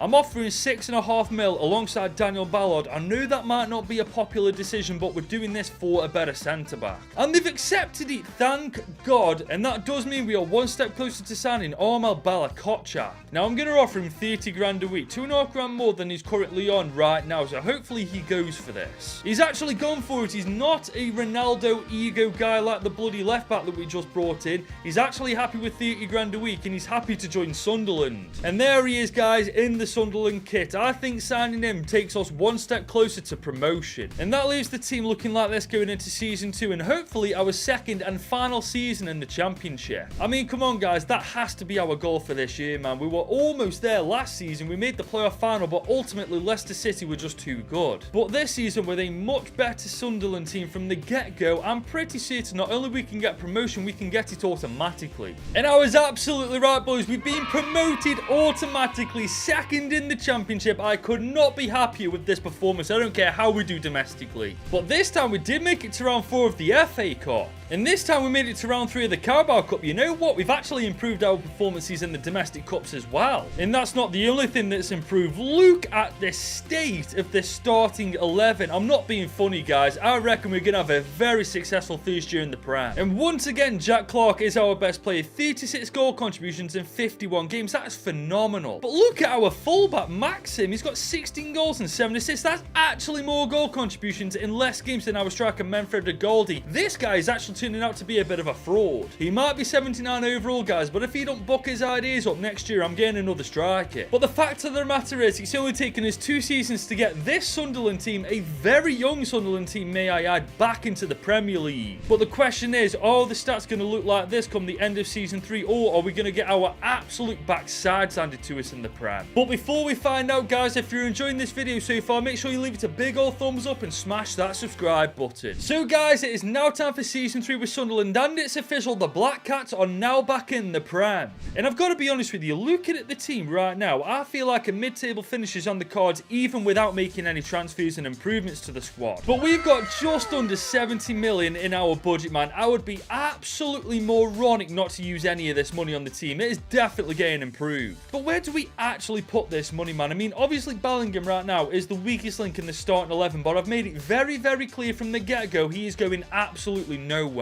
So far, his growth and improvement as a player has been absolutely phenomenal, and whilst that keeps going, there is no reason for me to get rid of him. That does, however, lead me to Pembele. I mean, he's 77 overall. Aside from Bellingham, he is the weakest link in the team. And we all know having a very solid defence in the Premier League works wonders for actually doing well in it. Now, I was initially thinking of a centre-back for Balakocha, but I only just brought him in last year, which does lead me to the CDM role where Galaza is. I mean, he's only 23 years old himself. He's 78 rated. He's actually a very, very good player, but alongside Pembele, he is the weakest link in the team. And guys, I'll be honest with you, I don't really want to make any transfers, but with 67 million, I feel like I absolutely have to use this money. Now, starting with the fullback, I'm going for Tino Livramento from Newcastle United. He's 80 rated, got some absolutely phenomenal stats, and the most important thing is he's got a ton of Premier League experience. And he is officially our first signing of season 3 of us. We've only had to spend 29 million to bring him to the Black Cats. And there he is in the Sunderland kit. He's miles better than Pembele. I think this is a world-class signing. And that leaves us with 34 million to bring in a defensive midfielder, and I think I know just who to bring in. I'm going for Amadou Onana. He's 6'4", 80 overall. He's got so much potential, this guy has, and for 30.6 million, he's the latest player to join Sunderland, and that's our transfer window done. That leaves the team looking like this, heading into our first season in the Prem, and honestly, guys, I'm absolutely loving this team right now. There's only 4 players below 80 rated. Nobody is above 25 years old. I can honestly see this team taking the Premier League by storm this year, man. But one player I'm keeping my eye on is Bellingham. He's 74 overall, and if he can have another season like the last 2, I've got no doubt in my mind he's going to be catching up with his older brother. But our first year in the Prem has been a good one. 8th in the league at the end of this season, man. I mean, we're nowhere near Newcastle United. We've definitely got some catching up to do with them, but for our first season back, this is phenomenal. But we only made it to round 3 of the FA Cup once again, and we only made it to round 3 of the Carabao Cup. You know what, guys? Just for once, I'd love to get further than round 3. However, looking at the team, I'm not going to lie to you guys. I think we are 1 season away from getting into Europe, man. Just look at the state of this squad. Especially Joe Bellingham. He's 79 overall, 20 years old. He's an exciting prospect. I am so happy I put faith in him in season 1. And whilst the stats aren't as impressive as last season's, Jack Clarke is once again our highest goal contributor, getting 16 goals and 8 assists in 42 games. And finally, Manfred Goldie is our second top goal scorer, 11 goals, 5 assists, 40 games. You know what? I'll let you have that one, lad. I'll let you have that one. It has been a crazy first season back in the Prem with Sunderland. If we'd have finished 1 place higher, we'd have qualified for European football next year. But we've got 2 objectives for season 4. We've got to get European football, no ifs, ands, or buts, and we've definitely got to catch up with our rivals, Newcastle United. So it's now time for Season 4 with Sunderland, and we've got just over 17 million to spend, and I think I know exactly where to put that money. But looking at the starting 11, you'd obviously assume I'm thinking of a new right winger in place of this guy, but you're wrong.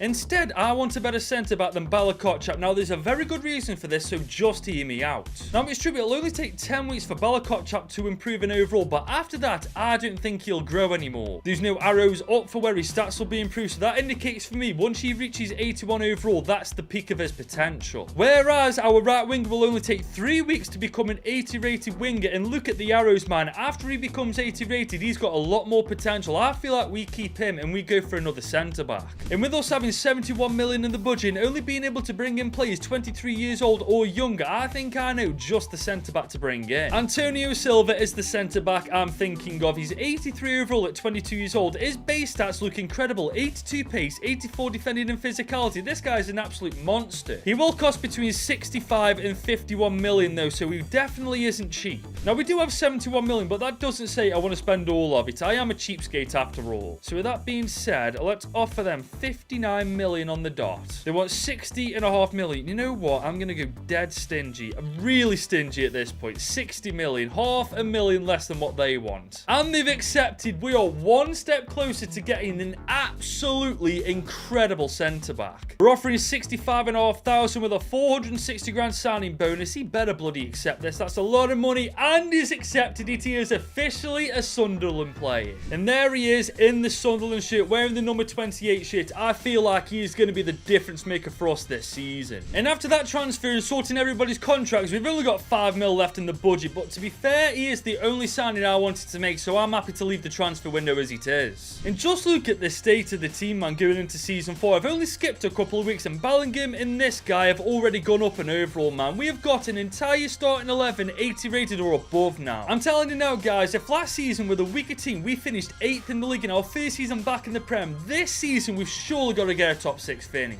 And that's exactly what we've done. We finished 5th at the end of Season 4. We are miles ahead of Newcastle United, and the best part, we've got European football for Season 5. So now that we're better than Newcastle United, we just need to make Sunderland the best team in the world, and my job with them is done. And we actually made it to the quarterfinals of the FA Cup, this time only losing to United 3-2. You know what? I'll definitely take this. And we made the Carabao Cup final, but lost to Newcastle. You can't bloody write that, can you? We were so close to winning this competition. But just look at the starting 11. It is absolutely phenomenal. There's been so much improvement this year. Dan Neal's 88 overall now, Jack Clark's 90 overall, and the best one I've saved to last. Joe Bellingham has improved 6 overall this year, and he's now 85 rated. This guy is an absolute monster. And this time, Manfred Agaldi got the most goal contributions, gained 30 goals in 48 games. It's about damn time he started playing well, isn't it? It has been an amazing year for Sunderland. 5th in the Premier League, man. We've got Europa League football next year. And I can't lie to you guys, looking at this starting 11, I feel like once we've made the appropriate improvements for next year, we will absolutely run right in that competition. So we're now into Season 5 with the Black Cats, and I'm not mucking around. We're getting straight into the transfers. I thought it was time we brought in a better right winger, and believe me, Forbes is the right winger that we need to take us to that next level and potentially help us to win the Europa League. And he only cost 31.3 million, man. We got a bargain with him. I know they're both the same overall, but when you compare the stats, there's absolutely no competition. Forbes is by a mile the better right winger. And that still leaves us with 120 million to spend, and I think I know which position I want to improve next. It's time we went for a better left back. Granted, he is 82 overall, and those stats, to be fair, are exceptionally well rounded for a fullback, but if we want to win the Europa League, we need somebody better. And that somebody is Milos Kerkez, the Hungarian fullback who's currently playing for Udinese. He's 83 overall, and just look at his stats, man. He's absolutely phenomenal. Now, his market value is 37 million, but he's definitely not going to be going for that much, so we're going to go for 47 million, 10 million above his market value. And they want 48.6 mil. You know what, guys? We're loaded now, so I feel like we can just accept that offer. I'm offering him 80 grand a week for a 5-year deal. I'm hoping that he actually goes for this. I'm not too sure what he actually wants. It looks like that's exactly what he wanted, so Milos Kerkez is now officially a Sunderland player. And now just look at that starting 11. It's absolutely fantastic, and it's safe to say now there's no weaknesses anymore. But that can't be said for the subs bench. I think we need a better striker and a better goalkeeper, and I'll be happy to leave the transfer window there. Now, starting with the keeper, I'm going for Joaquin Alvarez. He's 21, he's 79 overall. I think he will be a very good option as a second choice keeper behind Patterson. As for the striker, I'm going for John Durant, a former Villa player. Just look at his stats, man. 86 pace, 82 shooting, 85 physicality. He will be an amazing replacement for our current striker.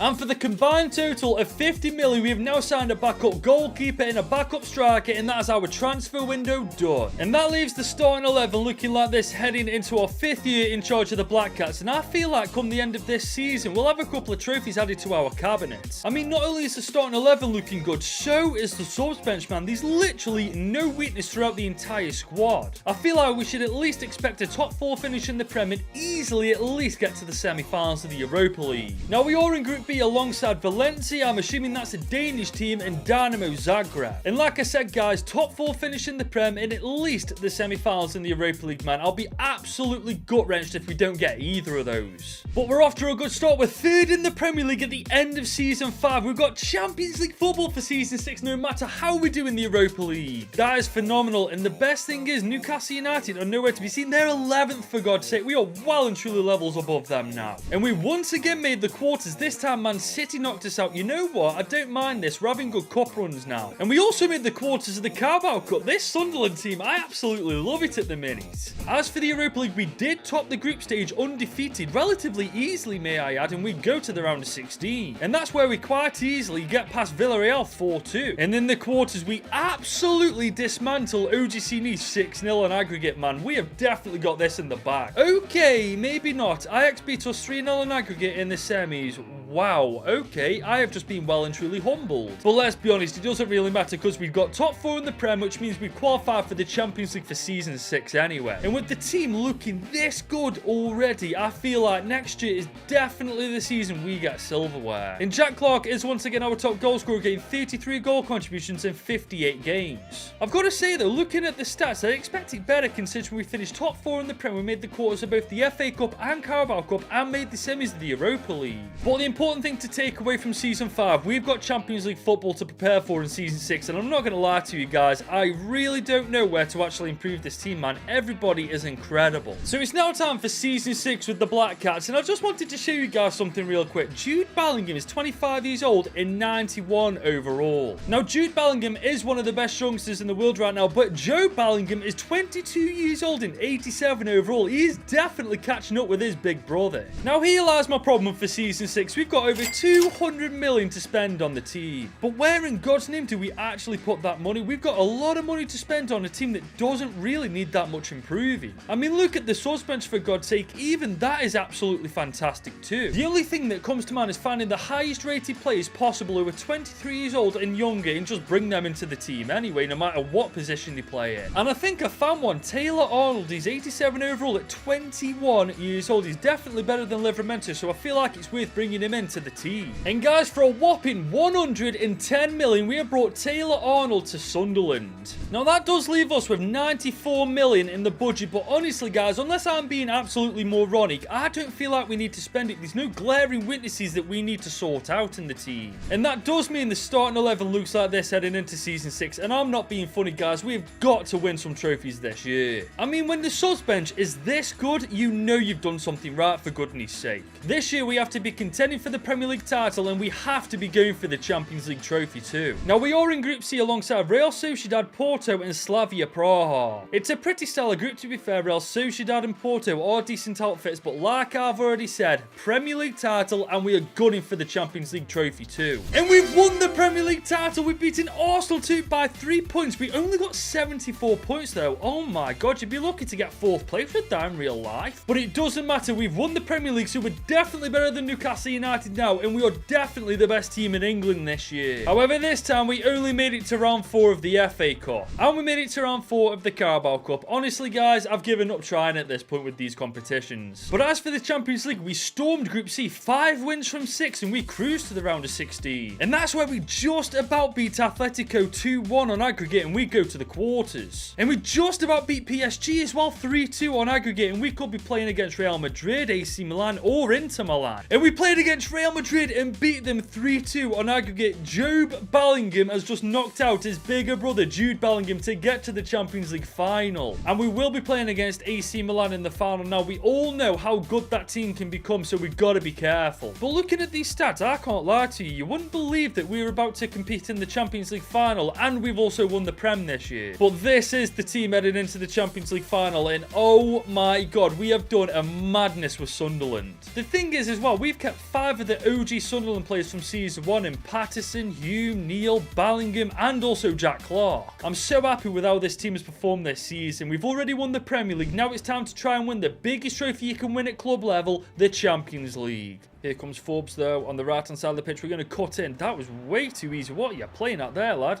A goal. They were going to cut inside. Oh, no. On his left foot. Can we take a shot? Oh, Magnan save. Let's try something different for a corner. We're going to go out. Right. First time, Bellingham. It is. Oh, that's not a bad effort, you know. Here come Milan once again on the left-hand side. Oh, look at that for a bloody interception. Now, Forbes is on the move once again. Oh, once again, he's done his defender so easily there. I don't know whether he's left-footed or he's right-footed. Let's go for a left-footed shot, and it's blocked. Oh, here comes AC Milan's Rafael Leao. We all know how good... Oh, no, he's just done me for a kipper there. What a save from Patterson. Oh, my God. Here comes Arnold. We're going to try and find Forbes. What is that? That's actually come off really lucky. Can we find Forbes? Nope. Okay. Why did I try to do the same thing twice? Oh, look at that. Jude Bellingham, he's found Clark. Okay. Outside the box. Let's have a pop from distance. Oh, my God. Magnan, stop it. Okay, we got a corner. Clark to take. Can we get anyone's head? Hume's there. Can we get a rebound? Anybody? Okay. Silva, first time shot. First time shot.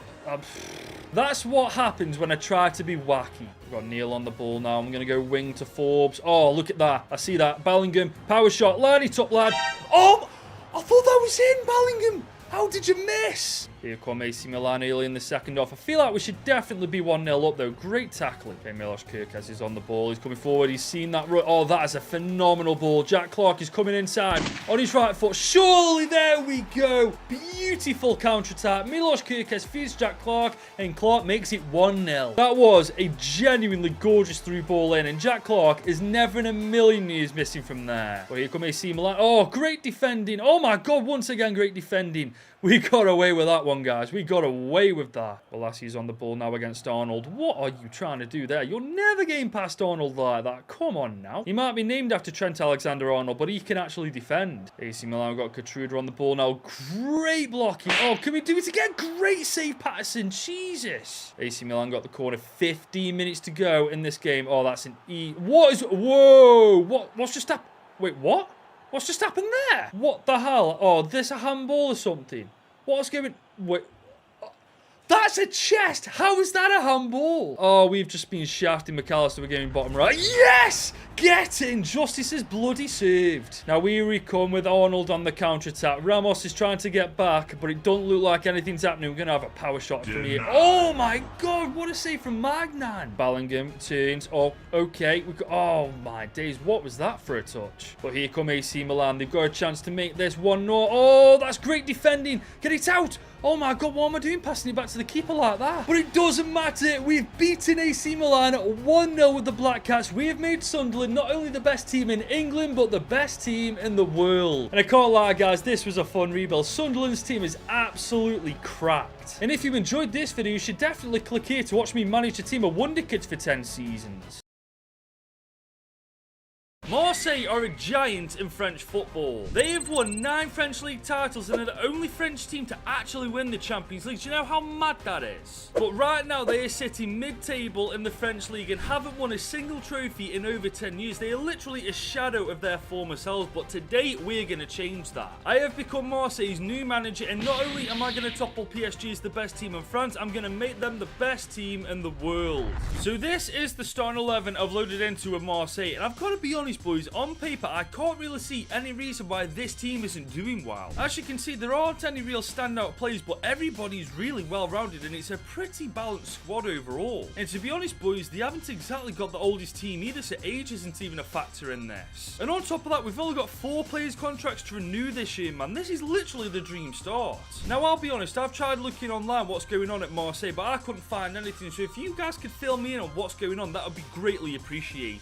Now there are a couple of players I can build this team around for now, like Jeffrey Kondogbia, he's 30 years old, 81 rated. This guy has always been a powerhouse. We've also got a very solid goalkeeper in Paul Lopez, who can definitely get the job done for us. And we've also got Guendouzi, who for whatever reason's on loan to Lazio, but believe me, he isn't going to be on loan to Lazio for much longer. So overall, boys, I can't lie to you, I think we've inherited a pretty good Marseille squad here. And I'm not even going to change the formation. I think the 4-3-3 defensive variation suits this squad down to a T. And we are absolutely using the counter-attacking style of play with this team. We've got so much pace in our front three, and I'd be daft not to utilise it. And to improve this already pretty solid team, we've got 53 million in our budget to spend. But if you've had a look at the title of this video, you know it's not going to be that simple. Every player I bring in, I have to make sure I change their position. So if I brought Kylian Mbappe to the team, I'd have to use him as a left winger, a midfielder, maybe even a defender. But above all else, I would not be able to use him as a striker. But what I can't do is make a left back a right back, or make a left winger or left midfielder a right winger or a right midfielder, because that's basically the same position but on the other side of the pitch. And obviously goalkeepers are excluded because we can't train an outfield player to be a keeper, and we can't train a keeper to be an outfield player. So whilst I was praising this Marseille team for being pretty damn good, I really do wish it was a lot better at this point, because this is going to be bloody difficult. Also, a massive shout out to Carney Sport for this idea. I saw him do it about a year ago and I really wanted to give it a go. Now the first thing I'm doing is getting this budget up. 53 million to start off with is decent, but for the amount of business we're going to do in season 1, we need way more than this. And it's for that reason I am putting a load of players on the transfer list, especially Pierre-Emerick, a waste of goddamn time. I cannot wait to see the back of this guy. And after managing to sell a bunch of those players we put on the transfer list, we've got 143 million in our budget. Now that is way better than the initial one we started with. And as you can see, boys, the squad has taken a little bit of a hit, but don't worry, it's not going to stay like this for much longer. This isn't your usual transfer window. I'm planning to sign at least 3, 4, maybe even 5 players. The more players we sign in season 1, the better we'll look going forward. Now, to begin with, I'm bringing Wilfred Gnonto to Marseille. He's only 19. He's already 74 overall. I rate this guy so highly, but I'm not going to tell you which position I'm changing into just yet. I'm also bringing Sergio Gomez into the team. Just like Gnonto, he's only 22. He's 74 overall. I'm hoping that this guy can be an endgame player for us. And I'm also bringing in Weston McKennie from Juve. He's a beast, 6'1", 77 overall, and he's got some pretty solid stats too. And once I brought him in alongside Sergio Gomez and Wilfred Gnonto, that'll be the first stage of transfers done for season 1. And for a combined total of 34.3 million, we've signed all 3 of those players, and we've got 103 million left in our budget, which is absolutely phenomenal. Now, I bet you're wondering what positions I'm going to change these guys to. Well, let me show you what I've got in mind for them. Now, starting with Sergio Gomez, I'm changing him to a left winger. It'll only take 4 weeks, and whilst his stats don't look that impressive now, hopefully with a bit of training he can become pretty damn good. As for Wilfred Gnonto, I'm changing him to a striker. It'll take 9 weeks, and unlike Sergio Gomez, he's already got the stats to be a striker. We just need to train him up a little bit more and he'll be a beast. And finally, Weston McKennie is going to be a fullback. It'll take 10 weeks, and some of you might be thinking he'd be better as a centre back, but don't worry, I think I know who to buy for that role. Remember, we've got over 100 million left and we've already made 3 transfers. I am trying to be as tactical as possible with who I bring in. But now it's time to go for the bigger signings. Riddle Baku is the next one. He's 25, he's 78 overall, got some incredible stats, and I think for the position I'm going to change him to, he will be a monster. The next player I'm bringing in is Rafael Guerrero. He's 82 overall, got some incredible stats just like Baku, and I think it's obvious where I'm going to change this guy's position to. And to probably wrap up our transfer window, I'm bringing Zinchenko into this team as well. He's 81 overall, he's 26 years old, and those stats are good for a left back, but for another position they're even better. And this time, for the combined total of 85.9 million, we've signed all 3 of those players, and we've now got 8 million left in our budget. So that's our transfer window done. And all of the training for these players to play in a different position is done and dusted. So let's go see what they look like now. Sergio Gomez has improved to a 76 overall. Now he's a winger. I hope to God I'm right in saying he's going to be our endgame left winger. Wilfred Gnonto remains a 74 rated player, but like I've already said, he's definitely got the stats to be a striker, so I've got a lot of faith that this guy can become a beast. And McKennie also remains the same rating as a right back, but look at his stats, boys. Let's be honest, he can play absolutely anywhere. I've still got a lot of faith that this guy can become good. As for our latest 3 signings, starting with Zinchenko, I'm turning him into a centre midfielder, and he's going to change into an 84 rated centre mid. Oh my god, we have struck gold with Zinchenko. As for Riddle Baku, he's going to become a right winger, and hopefully he goes up in overall as well. 81 overall, boys, this is just W after W. And I bet you guys guessed this. We're changing Guerrero to a central attacking midfielder, and he's going to turn into an 87 rated player. We have done brilliant business in Season 1. And now the team looks like this going into Season 1. And I've got to say, boys, looking at this team, it looks like an ultimate team side. We've got left backs as a centre midfielder, right backs as a right winger, a left midfielder as a striker. Everybody's all over the place. This is by a mile the most unique challenge I've ever done on this channel, man. I'm just hoping that this team improves massively by the end of Season 1, because that'll look so good for us going into Season 2. And if I'm being completely honest, I'm not fussed how we do in the French League, the League Cup, or for that matter, the Europa League. All I want is this team to massively improve an overall, because for me, that is more important now than success and getting trophies. So Season 1 is done and dusted, and we are second in the French League, man. Only 5 points behind PSG. We did way better than I thought we were going to do. I mean, if this is only our first season in charge of this Marseille team, and we're only starting to get to grips with it, what can we do in Season 2, 3, or 4? We also made the Coupe Nationale final, losing 3-1 to PSG. I'm telling you now, boys, the day we topple PSG is the best team in France is going to be a glorious goddamn day. But we finished bottom of Group B in the Europa League. I'll be real, it's very rare that I'm left speechless, but this is one of them occasions where I don't know what to say to you. We finished second in the French League, made the final of the French League Cup, but don't even get 5 points in the Europa League group stage, man. What is going on? But boys, look at the team, man. Primarily the players we brought into the team this year. I don't think I've ever seen growth this good before. I know I've changed majority of their positions and they grew from that, but still, this is mad impressive. And Sergio Gomez being our top goal scorer and assister is even more impressive, man. The left back converted to a left winger is turning out to be our best player. This is only Season 1, remember. We brought 6 players and converted them to a different position, and we finished second in the league, made the final of the Coupe Nationale, and well, granted, we didn't do well in the Europa League, but that's a different story. I think we've got a bright future with this team, man, and hopefully the budget next year is a bit better than what we had to work with this season, because I intend on making some bloody big signings. But before we go any further, if you're enjoying the video so far and want to see more content like this, leave the video a like and smash that subscribe button. So we are now into our second year with Marseille, and we've got over 100 million euros to spend, man. That is absolutely incredible for what we need to do this year. Now, I messed up last year. I forgot to recall Matteo Guendouzi from his loan move, but he's come back an 82 rated player, meaning he can slot straight into that midfield. But obviously our midfield trio consists of Guerrero, Kondogbia and Zinchenko, so he doesn't really fit into that format, but I do have a solution to this. I'm going to change the formation to a 4-3-3 attacking variation. This leaves Guerrero as our cam and Guendouzi and Zinchenko as our box-to-box midfielders, but that leaves Kondogbia out of the equation and he's too good not to use, so I do have a solution to this as well. I'm going to convert into a centre-back, because let's be honest, boys, those stats are definitely centre-back material, and he's going to turn into an 83 overall centre-back. Boys, me and position changes in this video are pretty good mates at the minute. I've never had more luck in my life doing this. So now the current team does look like this, and I've got to say, boys, with those 2 changes, it looks so much stronger already. But remember, we've got 104 million to improve this team, and I think I know exactly how to do it.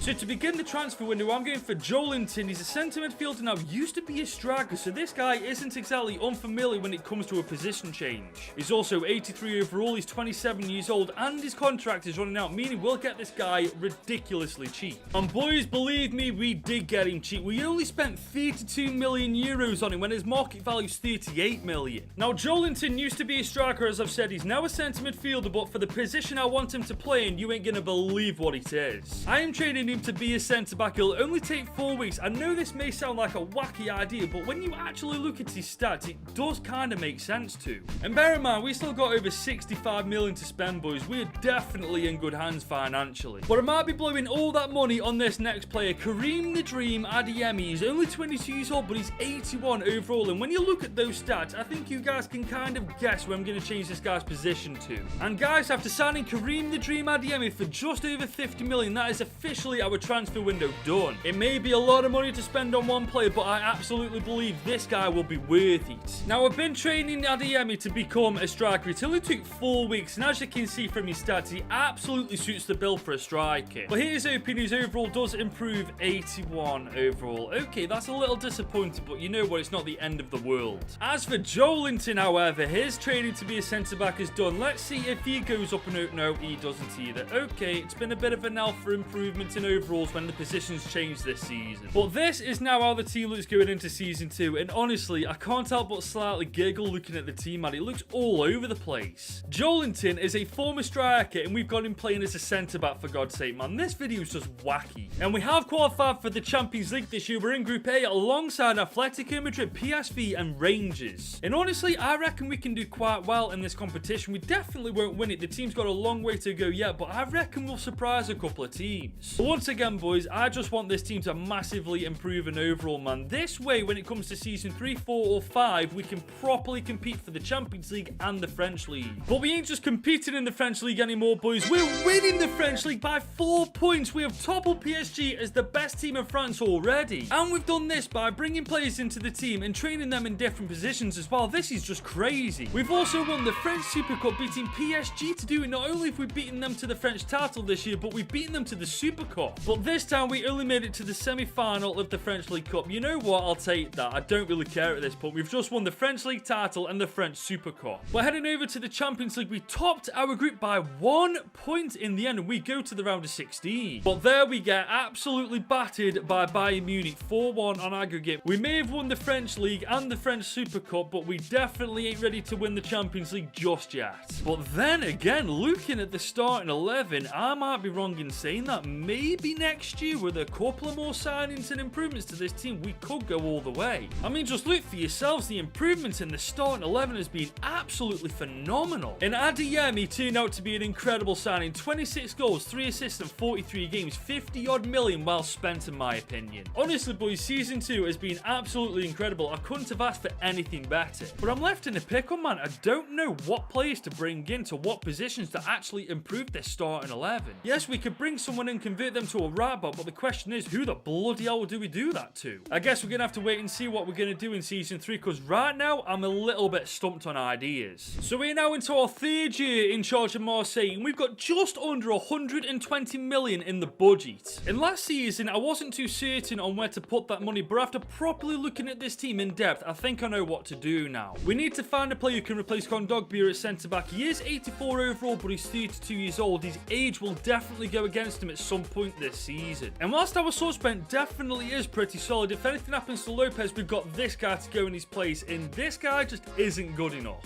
And as we've already established, money isn't the issue this year. It's just finding a player who can replace Kondogbia as a centre-back. But boys, I think I've just found the player. Look, Cheryl Gertruder. He's only 24, already 84 overall. Just look at those stats, boys. I think he's definitely centre-back material. And guys, for 60 million euros on the dot, we signed Gertruder to Marseille on a 5-year contract. As for the goalkeeper, I'm going for somebody better than Lopez. I'm going for Visario from Tottenham Hotspur. He's 6'4", he's 85 overall, and in my personal opinion, one of the better keepers in the Premier League, as much as I don't want to admit it. And with the signing of Visario done and dusted for 50 million on the dot, that is our transfer window done. Now, Gertruder's training to be a centre-back is complete. His stats already look incredible. I reckon he's going to go up in overall. There you go, 86 overall. This guy is an absolute monster. And now the team looks like this going into Season 3. This is by a mile the strongest starting 11 we can field, and honestly, apart from McKennie, this team is ridiculous. I would have absolutely loved to have Gertruder in McKennie's place, but obviously we can't because that was his normal position anyway. Now, last year, we won the French League with arguably a weaker side than this, so theoretically speaking, with a better team, not only should we win the French League again, we should do way better in the Champions League. Now, this time, we're in Group G alongside Inter Milan, Rangers, and Dynamo Kiev.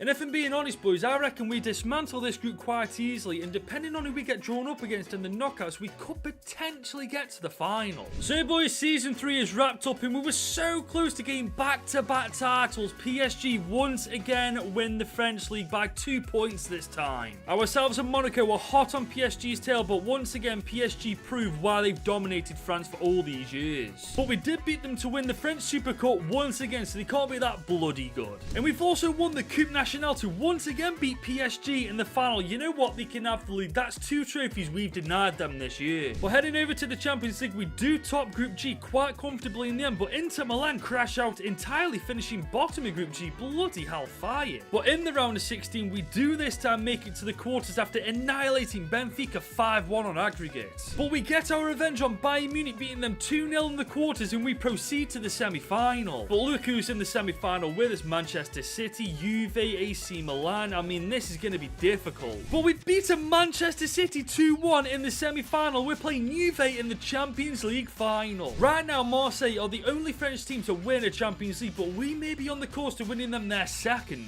But look at their stats at the end of this season. Our front three now, Adeyemi, Baku, Gomez, they all know where the back of that net is. And don't even get me started on the improvement, man. These boys have been absolutely phenomenal this year. But when you properly look at this team and consider where each of these players are playing, it's such a wacky team. I mean, Joelinton is a centre-back and he used to be a striker. Guerrero used to be a left-back and now he's probably one of the best central attacking midfielders in the game. Zinchenko used to be a centre-back, now he's probably up there with one of the best centre midfielders in the game. And Riddle, Baku and Sergio Gomez used to be fullbacks and now they're two of the highest rated wingers you can get right now. But we have the chance to make history here. If we beat Juve in the Champions League final next, not only have Marseille got their second Champions League trophy, they're the only French team to not only win one Champions League trophy, but two. We've got Guendouzi on the ball here. We've got Guerrero. He's number 3. I tell you what, let's have a pop from distance. Look at... Oh, that wasn't a bad effort at all, lad. We've got Riddle, Baku now on the ball. Look at him go. He's so quick. Oh, that's a great ball in back. Oh, my God, what a save. Oh, my Christ, Chesney. Fair play, lad. Case is on the ball. Former teammate McKenzie is trying to chase him, but he's just not getting there at all. Juve.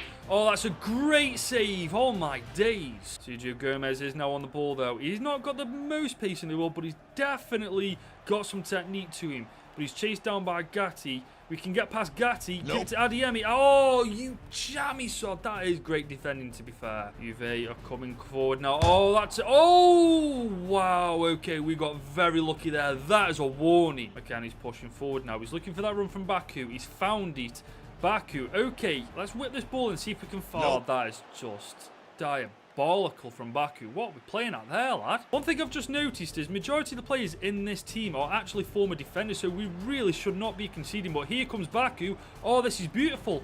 Okay, Adeyemi on your left foot, take a shot, blocked. Juve have come out the blocks quick in the second half, and they've got a goal just shy of the hour mark, and that is not looking good for us. I did just say Juve came out the blocks in the second half quick, and I mean, that's just proof of the pudding right there. Adeyemi's picked the ball up, a loose ball, but he's got the pace to do absolutely everybody. Look at him go. Locatelli's been left for dead. Adeyemi, Karim the Dream, Adeyemi to put us 1-0 up. Oh my days! Are you kidding me right now? Adeyemi, come on, man, you got to be putting that away. You're one of the most prolific strikers in the game at this point. We do have another chance though. Adeyemi, he's got the ball one-on-one with the keeper. Is he going to put it away this time? And he does, with 15 minutes to go on the clock. Adeyemi, Karim the Dream, Adeyemi puts us 1-1 apiece in the Champions League final. Guendouzi's now on the ball. Look at this, Joelinton. What? Hang on, why is Joelinton up? But he's, hey, I tell you what, he's the centre-back former striker about to show Adeyemi how it's done. Joelinton, who used to be a striker, converted to a centre midfielder with Newcastle United, converted to a centre back with us, has just potentially put the nail in the coffin for Juve's chances of winning this game. We may have just won the Champions League final with that goal. I don't know what the hell Joelinton's playing at, being up top when he's playing centre back, but I don't care. He got sick of Adeyemi screwing up all the chances, and he thought, you know what, I'm going to show the lad how it's done. There can't be much time left in this game. Please, there we go. There's the tackle.